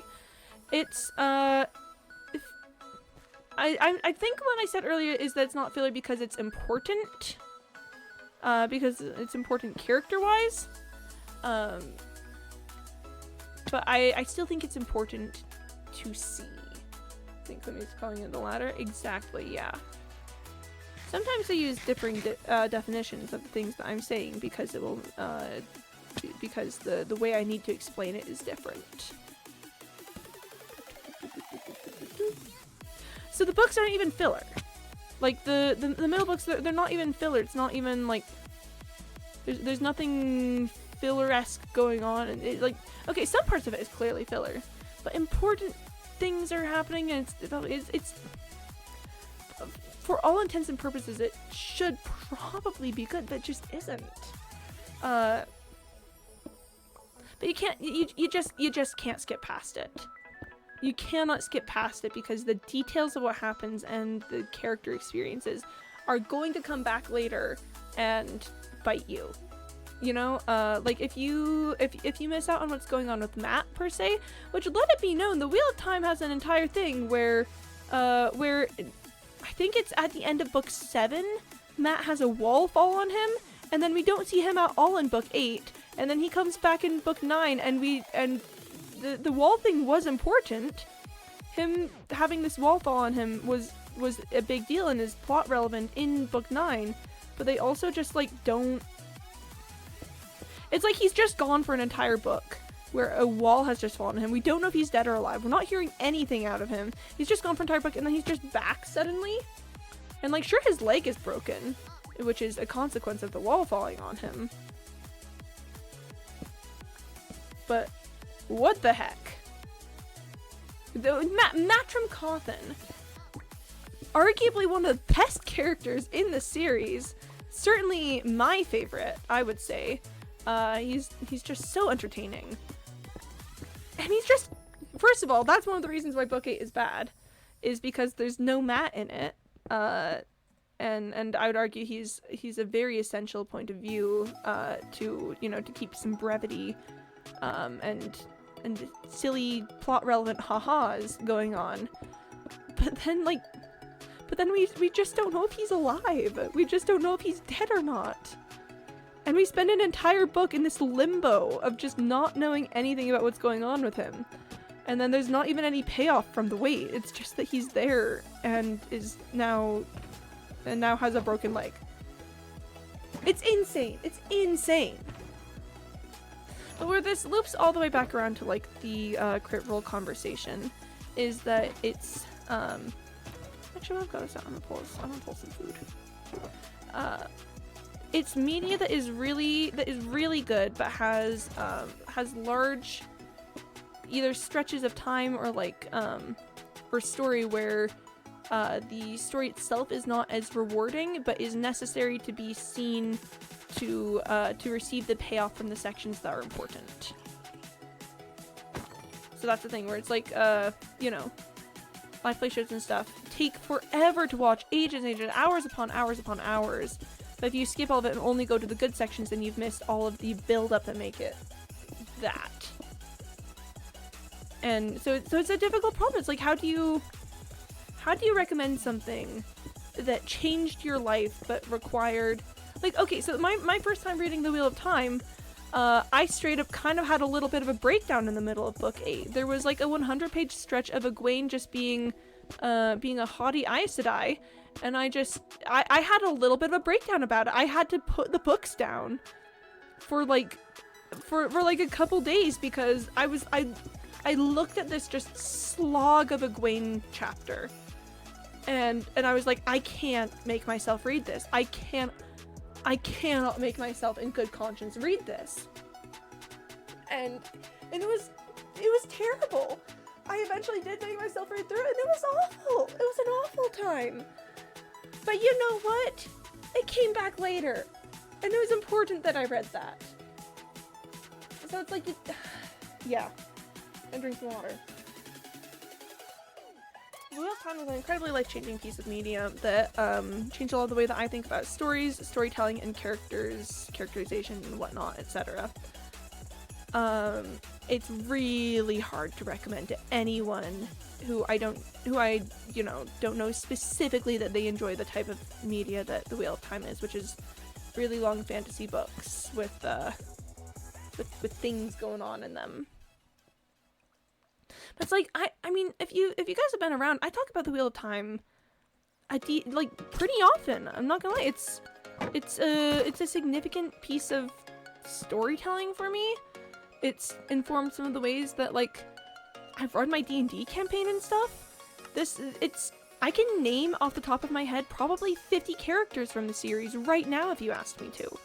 It's like that important and that good to me that I have just memories of all these characters and plot events and like things that are important to individual characters. Like I can mention at least 50. I can talk about important character development and character arcs for like 10 or 12 of them at least. And you know how things change over the books to account for their storytelling and whatnot. Because the thing about the Wheel of Time is that it's got main characters, but also it's got so many characters, and it keeps track of all of them. I've read several times to read The Hobbit, and I have not made it through. Really, in The Hobbit too. That's interesting because Hobbit is usually an easier read than Lord of the Rings, even because it's a children's book. But yeah, no, I mean sometimes the big fantasy novel thing is just not for people. That's like, it doesn't fit their style of reading or like media consumption, and that, first of all, is perfectly fine and is perfectly normal. You know, not everything is going to be made for everyone, even if it's what we would consider quote unquote great literature. But like, you know, sometimes it just ain't hidden for you, and that is okay.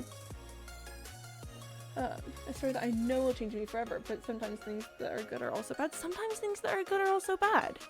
This is a fact of life. And sometimes we can make ourselves, make it through the things that are, you know, bad but also good. And that's great. And that can, you know, like you mentioned, change us forever. And with capitals on every single word that I said. But it's just, is it worth it? Is the time and effort and slog worth it? I just want to check up this way a little bit to see if I've left copper here. This is a passage that I'm not really seeing a ton of copper, which makes me wonder, oh gosh, which makes me wonder if this is a passage that I did take when I was collecting copper and I just missed those sections. Oh gosh, but something's going on here. There's coal up there. I'm just gonna check it out really quick. Oh, I can tell that I probably had a route up at some point.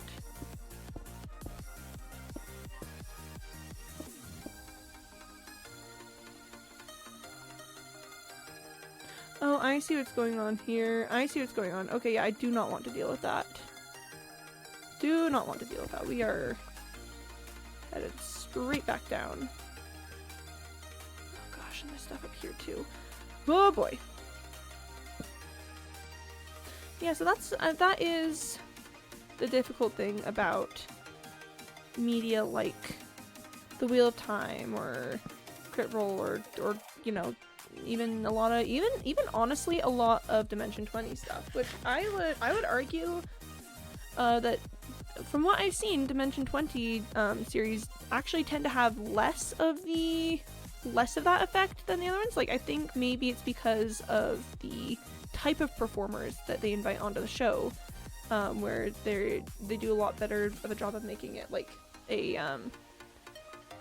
cohesive experience throughout, where, you know, it's less build up to the good moments, build up to the good moments, build up to the good moments. It's just more, you know, if not great, fantastic moments along the way, at least funny. But even so, I think it's still pretty gosh darn hard to make it through those things sometimes.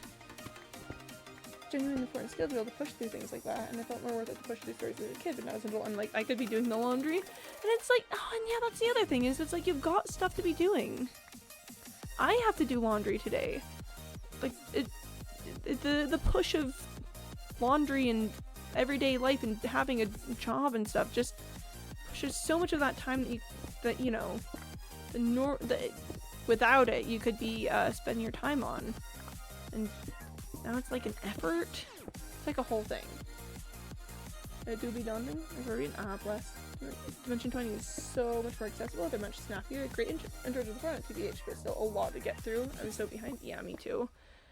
I keep needing to finish Burrow's End is the one that I want to get through at the moment. Cause I'm such a little Watership Down girly. Media about animals moving to a new location. Hello. This was too good. The foods really just be too good sometimes. Like that do be how it goes. Hello and welcome to oh gosh. Welcome to another exciting episode of Dimension 20. Is that what they say? Is that what they say about that? Stroke reading that? I know, me too, because I kept reading here, instead of another. I was like, what is going on with that word in particular? Why am I seeing here? I know here does not work in the middle of that sentence. But it was another. There's another. Oh, I'm your Dungeon Master with a friendly looking, and these intrepid heroes say hi, intrepid heroes. Oh, I have the say hi, intrepid heroes. Friendly Wilkins one breath intro whenever he used the gym. Hello and all, welcome to another. Oh, hello and all, welcome to another exciting episode. I see what you're getting at there.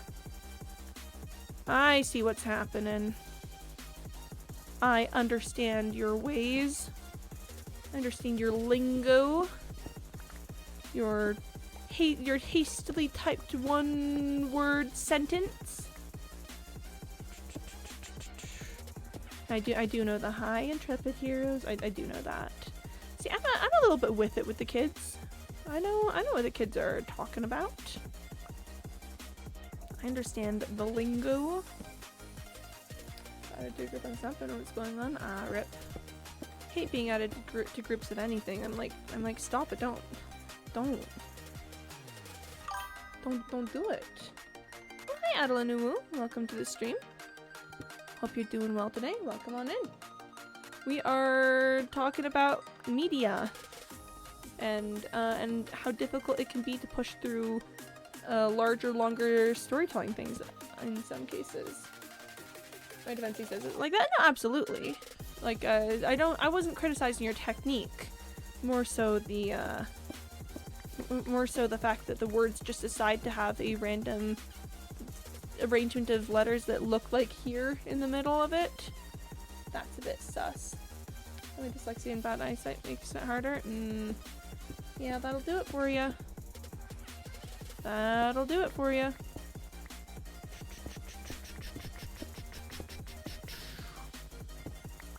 Me when I pick up copper. Me when it's copper in time, you know? And then we copper all over the place. Ah, gosh, I keep accidentally picking up cobblestone. Let it be known, that's not an intentional thing. It's It's not a choice that I'm making. It is an accident. Just my shot hearing some plays into it as well. Very true looking back. Hello Neon Down, welcome to Anto. Here exciting to off, etc. Yeah. There's a lot of words that are made up of pieces of other words, except those other words are not pronounced that way, so then they're really not actually made up of those pieces of other words. It's just that your brain sees it that way. Silly brain moment, to be sure. This is breaking my brain, which is also broken. Fair enough, Lord. Thank you for stopping by. I'm sorry that you've overeaten, but I'm glad that the food was good, and I hope that all turns out well for you. I was gonna say something about tummy ache medicine, but then I realized I don't actually know what tummy ache medicine is, because I am actually extremely lucky and I don't get tummy aches very often. So it's not something that I'm really concerned about, the medications involved. But I should be though, you know? No one is immune to the tummy ache. And I gotta be ready to be God's bravest soldier whenever the tummy ache strikes.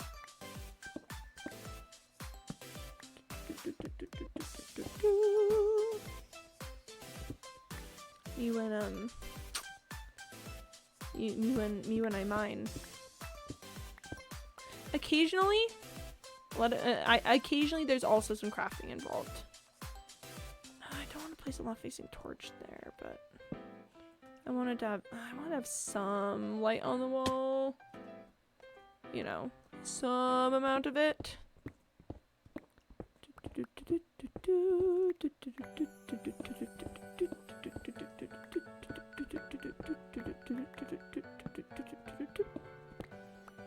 But yeah, it's like someday I would really like to perhaps get more into, like, you know, a long form roleplay, you know, media stuff.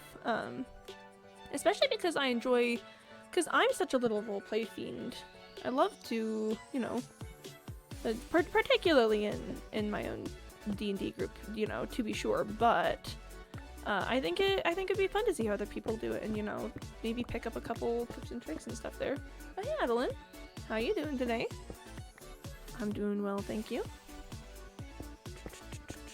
But I think another big problem for me is that I can't podcast. Like some people are really good at just having audio in their ears that, oh, that's 3 creepers. Some people are really good at just having things play in their ears and be able to, you know, do other things while doing it. I just can't do that. I'm just not at all capable of that sort of thing. I need to be either looking at something or, no, to be honest, I pretty much need to be looking at things. Yeah, that's me. I like that podcasting while doing things, and that's really impressive to me because I can't do that. And I can't, if it's just people talking in my ears, what's the point, right? If I'm just listening to a conversation, then I need to either have like an audio visual element or it needs to be like music or something. I can listen to music all day long, you know. Got that playing in my ears with like funky sounds and rhythms and stuff. That's totally fine. That's chillin'. I have no problems with it whatsoever. But like, just people talking, I get so bored so fast with it. And I do think that is genuinely a barrier for me with getting into like, you know, roleplay media stuff things, because it's so long. When it's long and it's not scripted in a way to keep, you know, keep events running constantly. So it's like, when am I gonna have time to just sit down and for like 2 hours just watch people do this? When, you know, when it's not just continually running and having those good sections. That's yeah. It's very tricky. I don't know what to do about it. Sometimes I will say, okay, so and it's funky. Tell me if you guys oh, it depends on me if I'm doing a video essay style thing rather than enunciating clear. I love those so much. It's got more than one person talking with subtitles. That's the other thing. I can't hear without subtitles. It's probably the tism, but like, hearing people talk, what are they saying? I need to be able to read the words on the screen as well. It's like, what's the Velma meme? I can't see without my subtitles. Or yeah, something like that. Okay. But so a funky thing. There's something about live streaming that makes it possible for me to do that sort of thing. Like, oh yeah, and the subtitles. I can't hear without my subtitles. That's what it is. I got into Character Ball because I started watching her summer break as a kid with nothing to do and only managed to keep up because I became so familiar with their voices I didn't need the subtitles anymore. And that is impressive. That is very impressive to pick up other people's voices like that. But there's something about live streaming that makes it just entirely possible for me. Like, I could watch a live stream of people talking for like ever. Adventures on that fun. It's just not happening. Bless. Unfortunate. Like, yeah, like if it's live, I can do it. But the moment it's not live, like if I tried to watch a VOD of something, it doesn't happen.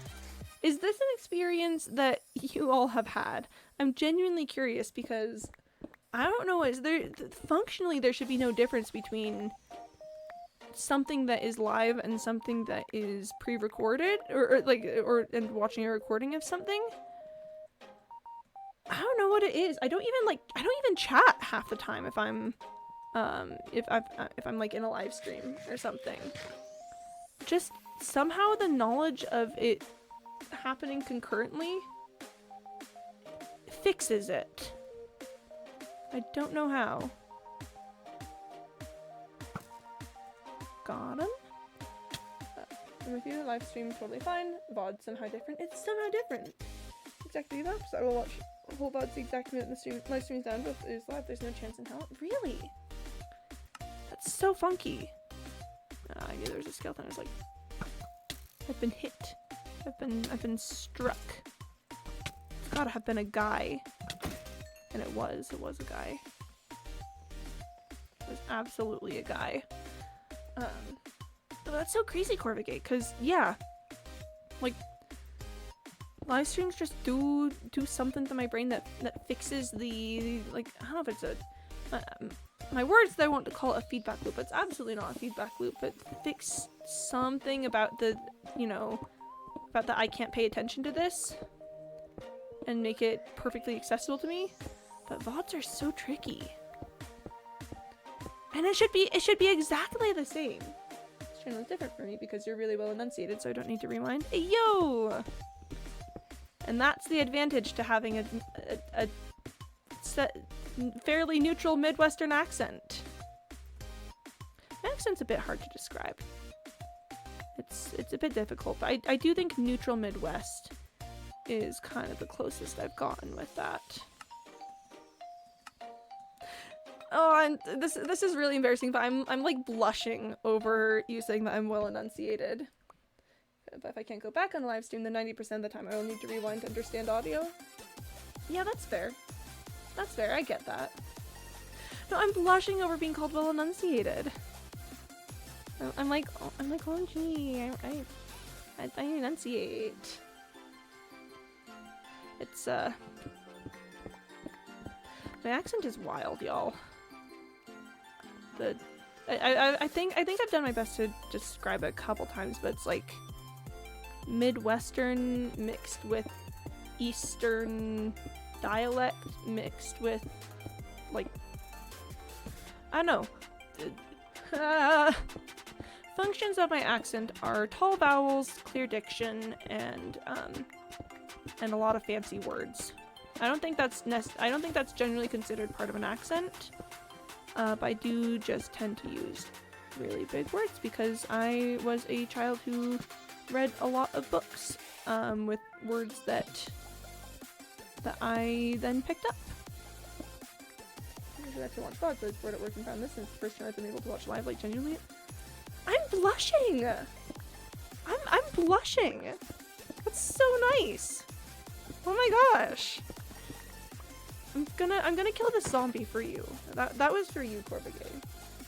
I get the film out. It's fun to be chatting instead of just a VOD girly. Like, oh, there's just something really fun about the live aspect to it, where it's like, here I am experiencing this at the same time as this person in real time. And even if I don't chat, like the live aspect of like we are existing in the same space, even if, you know, even if we're thousands and we're, I don't know, I don't think there's millions of miles, even if we're thousands and thousands of miles away, like existing in the same moment does something for it. For me, yeah, it was for you. Kill the zombie for you.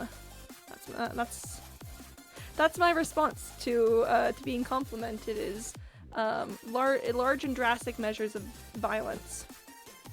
I hope you enjoyed that. But yes. To be honest, okay, no, here's the thing, folks. Here's the thing. Is I keep trying to figure out how to describe my accent. Wow, I can talk. But it's wild because I'll go and like listen to accents in the region that I learned how to speak in, which is theoretically where I should be getting my accent from.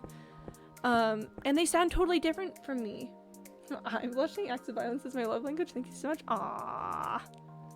We're cute. Look at us. We're so cute. We're really pulling out all the stops here. But yeah, so like the region that I learned how to speak in has an accent that's completely different to the one that I have, which is not typically how it tends to work. Like, obviously there's parental influence where you know, my parent says I'm well enunciated, immediately forgets how to speak at all. My parents are from different areas and obviously will have a bit of an influence there. But as far as I can tell, you know, no matter what your parents' accent is, the area that you're from will tend to have a bit of a stronger influence. You know. But the area that I'm from sounds nothing like this. I think my current theory is this, that so when I was born and like learning how to talk and stuff, my family lived in an area that was like international housing. There is some copper up there. It was international housing, so we were around a lot of non-native English speakers. Got raised by Westerners on the East Coast, and now that I'm back west, I'm very passive until I put a wildly different word pronunciation and jump scare the room. It's kind of fun. Nice. I just think jump scaring rooms is a good way to do it. You know? I just think that maybe we all should do a little more jump scaring rooms, but only slightly so we don't scare everyone all the time. Thumbs up, smiley face. But yeah, so I think it's the international influence for me, honestly, where everyone around us was non-native English speakers. And there's kind of a funky thing where non-native English speakers learning how to speak English will tend to learn it in a more like technically correct manner than native speakers, because native speakers will pick up like dialect things. But usually, you know, second language speakers are taught quote unquote proper English, because it is just considered very neutral, you know. It's like generally you don't want to learn how to speak like someone from Minnesota necessarily. You want to learn how to just speak English, so they take a very neutral version of it as the one that you're learning. And I think that might be what's bleeding into my accent, is that a lot of the people that, you know, that I grew up learning how to speak around were speaking a more neutral version of English than most native speakers actually ever learn. Which is kind of a fascinating little thing. I have no evidence to say whether that's true or not. I never pronounced the T in mountain, but you're never going to convince me that aunt is pronounced like aunt. I'll literally kill you on this hill. Oh, not kill you, kill on this hill. Sorry, that's on me. I read that wrong. No, it's clearly aunt. Like sometimes... Oh, that's a lush cave. Not really interested in the lush cave, but it's cool that it's there at the very least. I do think aunt is the... I 100% agree aunt is the correct pronunciation. I would actually even argue to further adjust it to auntie in some cases. It's like I've got some people in my life who are not my aunts, they're my aunties. And that is a really important distinction sometimes. Because you know, the auntie economy is... Oh my gosh, wait, Romeo! Oh, I thought we were gonna get Romeo and Julio. That would have been neat. Would have loved a little Romeo and Julio moment there. I know this although is slash J. No, absolutely slash J for legal purposes. Clearly a joke. Also, I'm going to drink some water. Very good. Very, very pog. Auntie is a very good word. I think if people don't have aunties, they should get some. It's like I have an auntie who's very lovely and like sends me recipes and cookbooks and like, you know, I send her pictures of the things that I make and stuff. And it's a very lovely little auntie relationship we've got going on there. And it's clearly not an aunt relationship. That's an auntie, you know? It's extremely true. I don't have any aunties of my own, but I know when I see one. The auntie economy is really important, you know? The people who don't understand the auntie economy need to understand it because it is a very clear and obvious difference, I would say.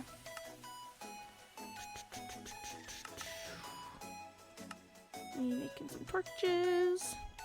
Probably should have gone away from a dubiously dark section there to do it, but it was fine. It was just a little area. Because I'm an eventual uncle, personally. Yeah, I'm currently in the process of trying to figure out where I sit on the you know, siblings have children line, because it's like it's important information to know. But it's also kind of tricky because on one hand, being an auntie sounds really interesting, but also being an uncle sounds really cool also. And at some point I should probably decide that, but I don't think I need to do that now. Aunties teach you cool skills. Auntie white cheddar snort popcorn at a gathering. Yeah! Yeah! Alternatively, aunties like call you up and have a lovely conversation with you about your life and, you know, ask about all your life goals and what you're getting up to and stuff. Aunts tell you to stop fidgeting at the family gathering. I actually don't think I have any aunts who are like that. Well, maybe. I might. None that are that explicit about it, but, you know, the sentiment is there a couple of times. But most of my aunts are aunties. I keep wanting to do Underchest type. I keep almost having a full stack of blocks, so then I keep being like, I'll just do a little bit more. I'm cursed. I'm cursed, I tell you.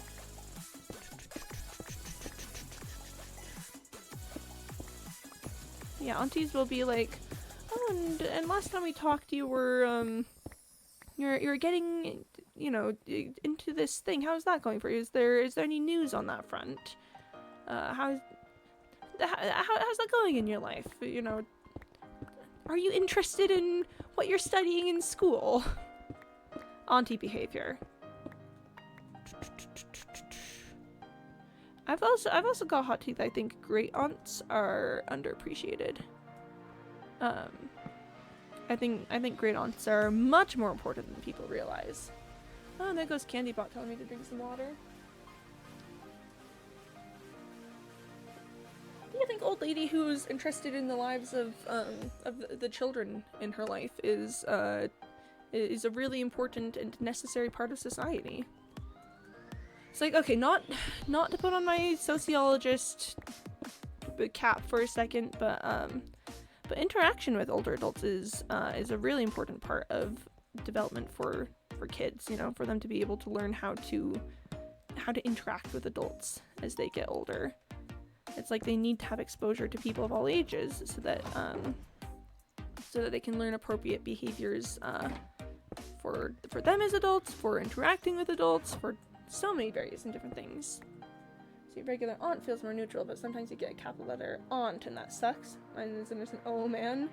Yeah, that'll do it sometimes. Don't get me wrong, most nurses are delightful and beautiful, but sometimes you get one who's an aunt. Yes. Yes, absolutely 100%. Oh, Tally just shook her collar outside my door. That's cute. I don't think she's trying to get in. She'd be a bit more insistent about it if she was, but I'll keep an ear out. Sometimes I'll just be living my life and then suddenly hear a little jingle, jingle, jingle, and then there's a dog outside my door. Very lovely experience. You know, capital A aunts? Yeah, that's a whole different beast. That is a whole different beast. What was I talking about? What was I saying? Something about aunties. I don't know. I've lost the plot. It's entirely gone now. Any thoughts I had? Well, guess what? They're not here anymore. We are entirely out of thoughts for today. I'm calling out my grave as you speak. Hey, Moondropper! Hi! Welcome on in. How was the grave? It looked fun. Was it fun? Oh, once again, my favorite. It's always you're trapped in a time loop. But was the time loop fun? Did you have fun in the time loop? Nice. Yes, it was nice. I'm glad it was fun in the grave. That's good to hear. You know, we always love a good time. I'm trying to decide if I want to go over there at all. I really don't think I do. Like it looks like it's just descending into Deep Slate there, and as we know, Deep Slate is a big no-no for copper collection. It's not a good spot for it. Oh. There's some copper right there. I think it might be time for me to do some major backtracking, which would actually be kind of huge. Not gonna lie, because there's a lot going on here. Would love some major backtracking. Just checking. Yeah, I don't think there's much else going on here. So I think at this point, I do come back across here. I believe I checked this way. Yeah, I went there. Well, that spider looked like it was going to be threatening, and then it fell into some dripstone, so I don't think I have to worry about that anymore. Let's picture Magpie sitting casually on the headstone of the smoothie. Yo! I love that image! Whoop! Whoop! Me when I fight the guys. Important stuff to fight the guys. They don't tell you this in Minecraft school. But fighting the guys? Vital. Vitally important. Okay, well, what the ooh. Partially cloudy but warm enough. A solid vibe. I'm such an overcast skies girly. Like I know that doesn't work for like 99% of people, but I'm always just so much happier when it's gray skies. I feel like the world feels just so much closer and folded in on itself in a way that feels very comforting to me. When it's gray skies outside, I feel like I'm, you know, just wrapped up in a little blanket of the sky. A lovely experience, for me at least. But, you know, I am built different. Yeah, that's Deep Slate. Just explored over there. Oh boy, I think at this point, yeah, we are backtracking this way. You know, 500 subs, you're so popular, will you forget us coming out? No! Why would I ever do that? If I live in the dream every day. No, why would I forget about you guys? Come on. Especially only at 500. 500 isn't that off from anywhere that I've been, ever at all. That's nowhere near starting to forget about people territory. That's like, I don't know,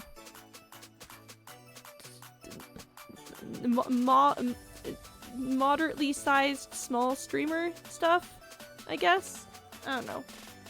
Um, really, 500's not that lot. Not that much in the grand scheme of things. It's a lot for me. It's crazy. Like, not to get sappy here for a second, but like, you know, that's an indication that I've touched the lives of at least several people. Like, I'm not gonna say 500 people because, you know, some of those are repeat accounts and there's always bots to consider, and not everyone always comes around, but like, it's pretty neat. Pretty gosh darn impressive, I would say, to have, you know, interacted with enough people, you know, in an important enough way that, you know, A, that you guys still keep coming around, and then B, that the number get big, I guess. I'm gonna drop a thank you for the nothings. You know, 5 times nothing, still nothing, but I appreciate it nonetheless. I love this reward, it's so good. I love absolutely nothing. I'm thinking about making a larger one so that you can have bigger quantities of nothing. Would you all like that? Would you like the opportunity to have even more nothing? Real sideways stories from Wayside School Hours where they run out of nothing at one point.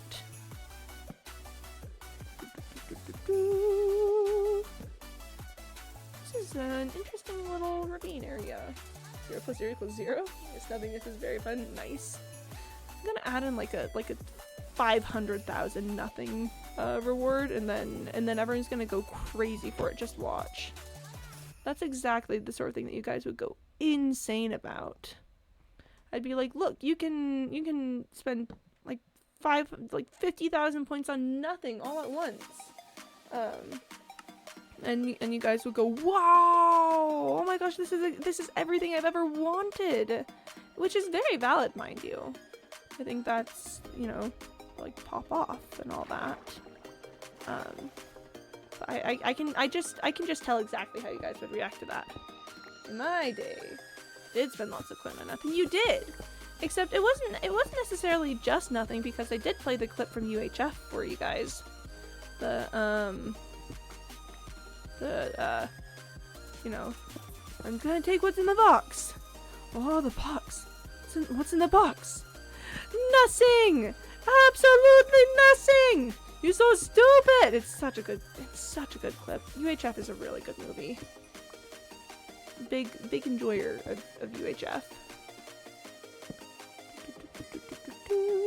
Imagine if gravel just fell on my head. That would be really silly. That would be a really silly thing for me to have done. You actually did that. I will go broke on spending nothing. Oh my gosh.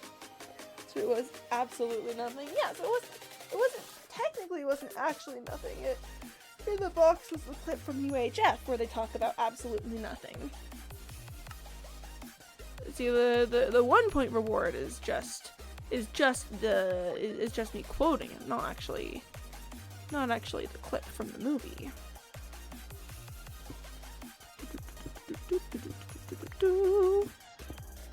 If you all don't know, UHF is a movie that Weird Al was in. He might have been involved in the production of it.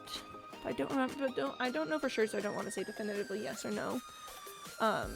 But it's basically about this guy that I think inherits a UHF station, which is like a local television kind of deal. And he proceeds to like make his own shows to try to, you know, to try to make something out of the station. And then various shenanigans happen. And at one point there's a game show called Wheel of Fish. There's also a show called Conan the Librarian, which I would genuinely watch. I would 100% watch a show called Conan the Librarian. And that's where we get the famous quote, "Don't you know the Dewey Decimal System?" Big fan of that. Big enjoyer of that quote as well. There's a lot of good movies in this world, and I think that's one of them. Very, very silly stuff. Now bear in mind, I haven't watched it fully in a couple of years, so I don't know how well it all holds up. I don't know if there's any, you know, I don't know if there's any problematic material or anything. But the movie is genuinely a delight overall, mostly, I would say, if if I had to give it my best guess. The Dewey Decimal System scares you. The goat's there, just standing menacingly. Oh no! I'm sorry to have brought up bad memories that I didn't intend to. I was just, you know, I was just quoting Conan the Librarian. This is so sad and unfortunate.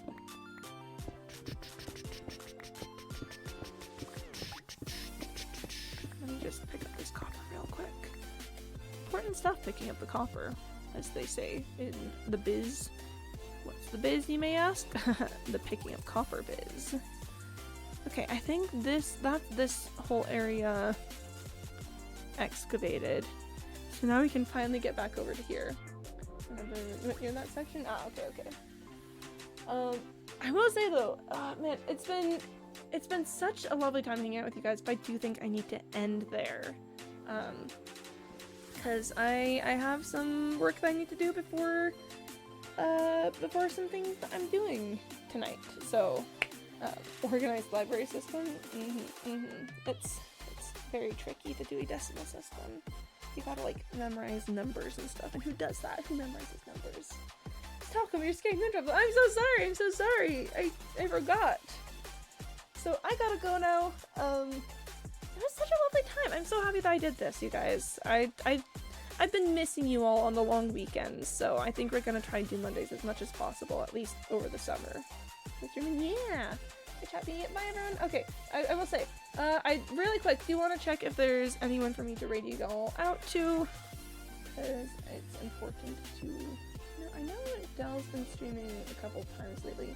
Oh, he's not Delbert now. Yeah, I'm gonna send you guys out over to Del. That's fun. I like that name. I'm glad he got his name figured out. He is playing Robin Hood Sherwood Builders, which sounds pretty cool and awesome. Del is one of my streamer friends and is also a mod around here. So if you haven't checked him out before, I definitely would recommend that you do so.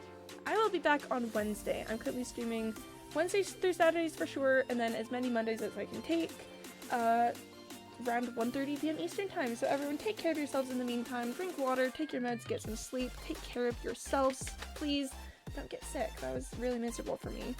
I love you lots, and I'll see you guys later. Okay, bye-bye.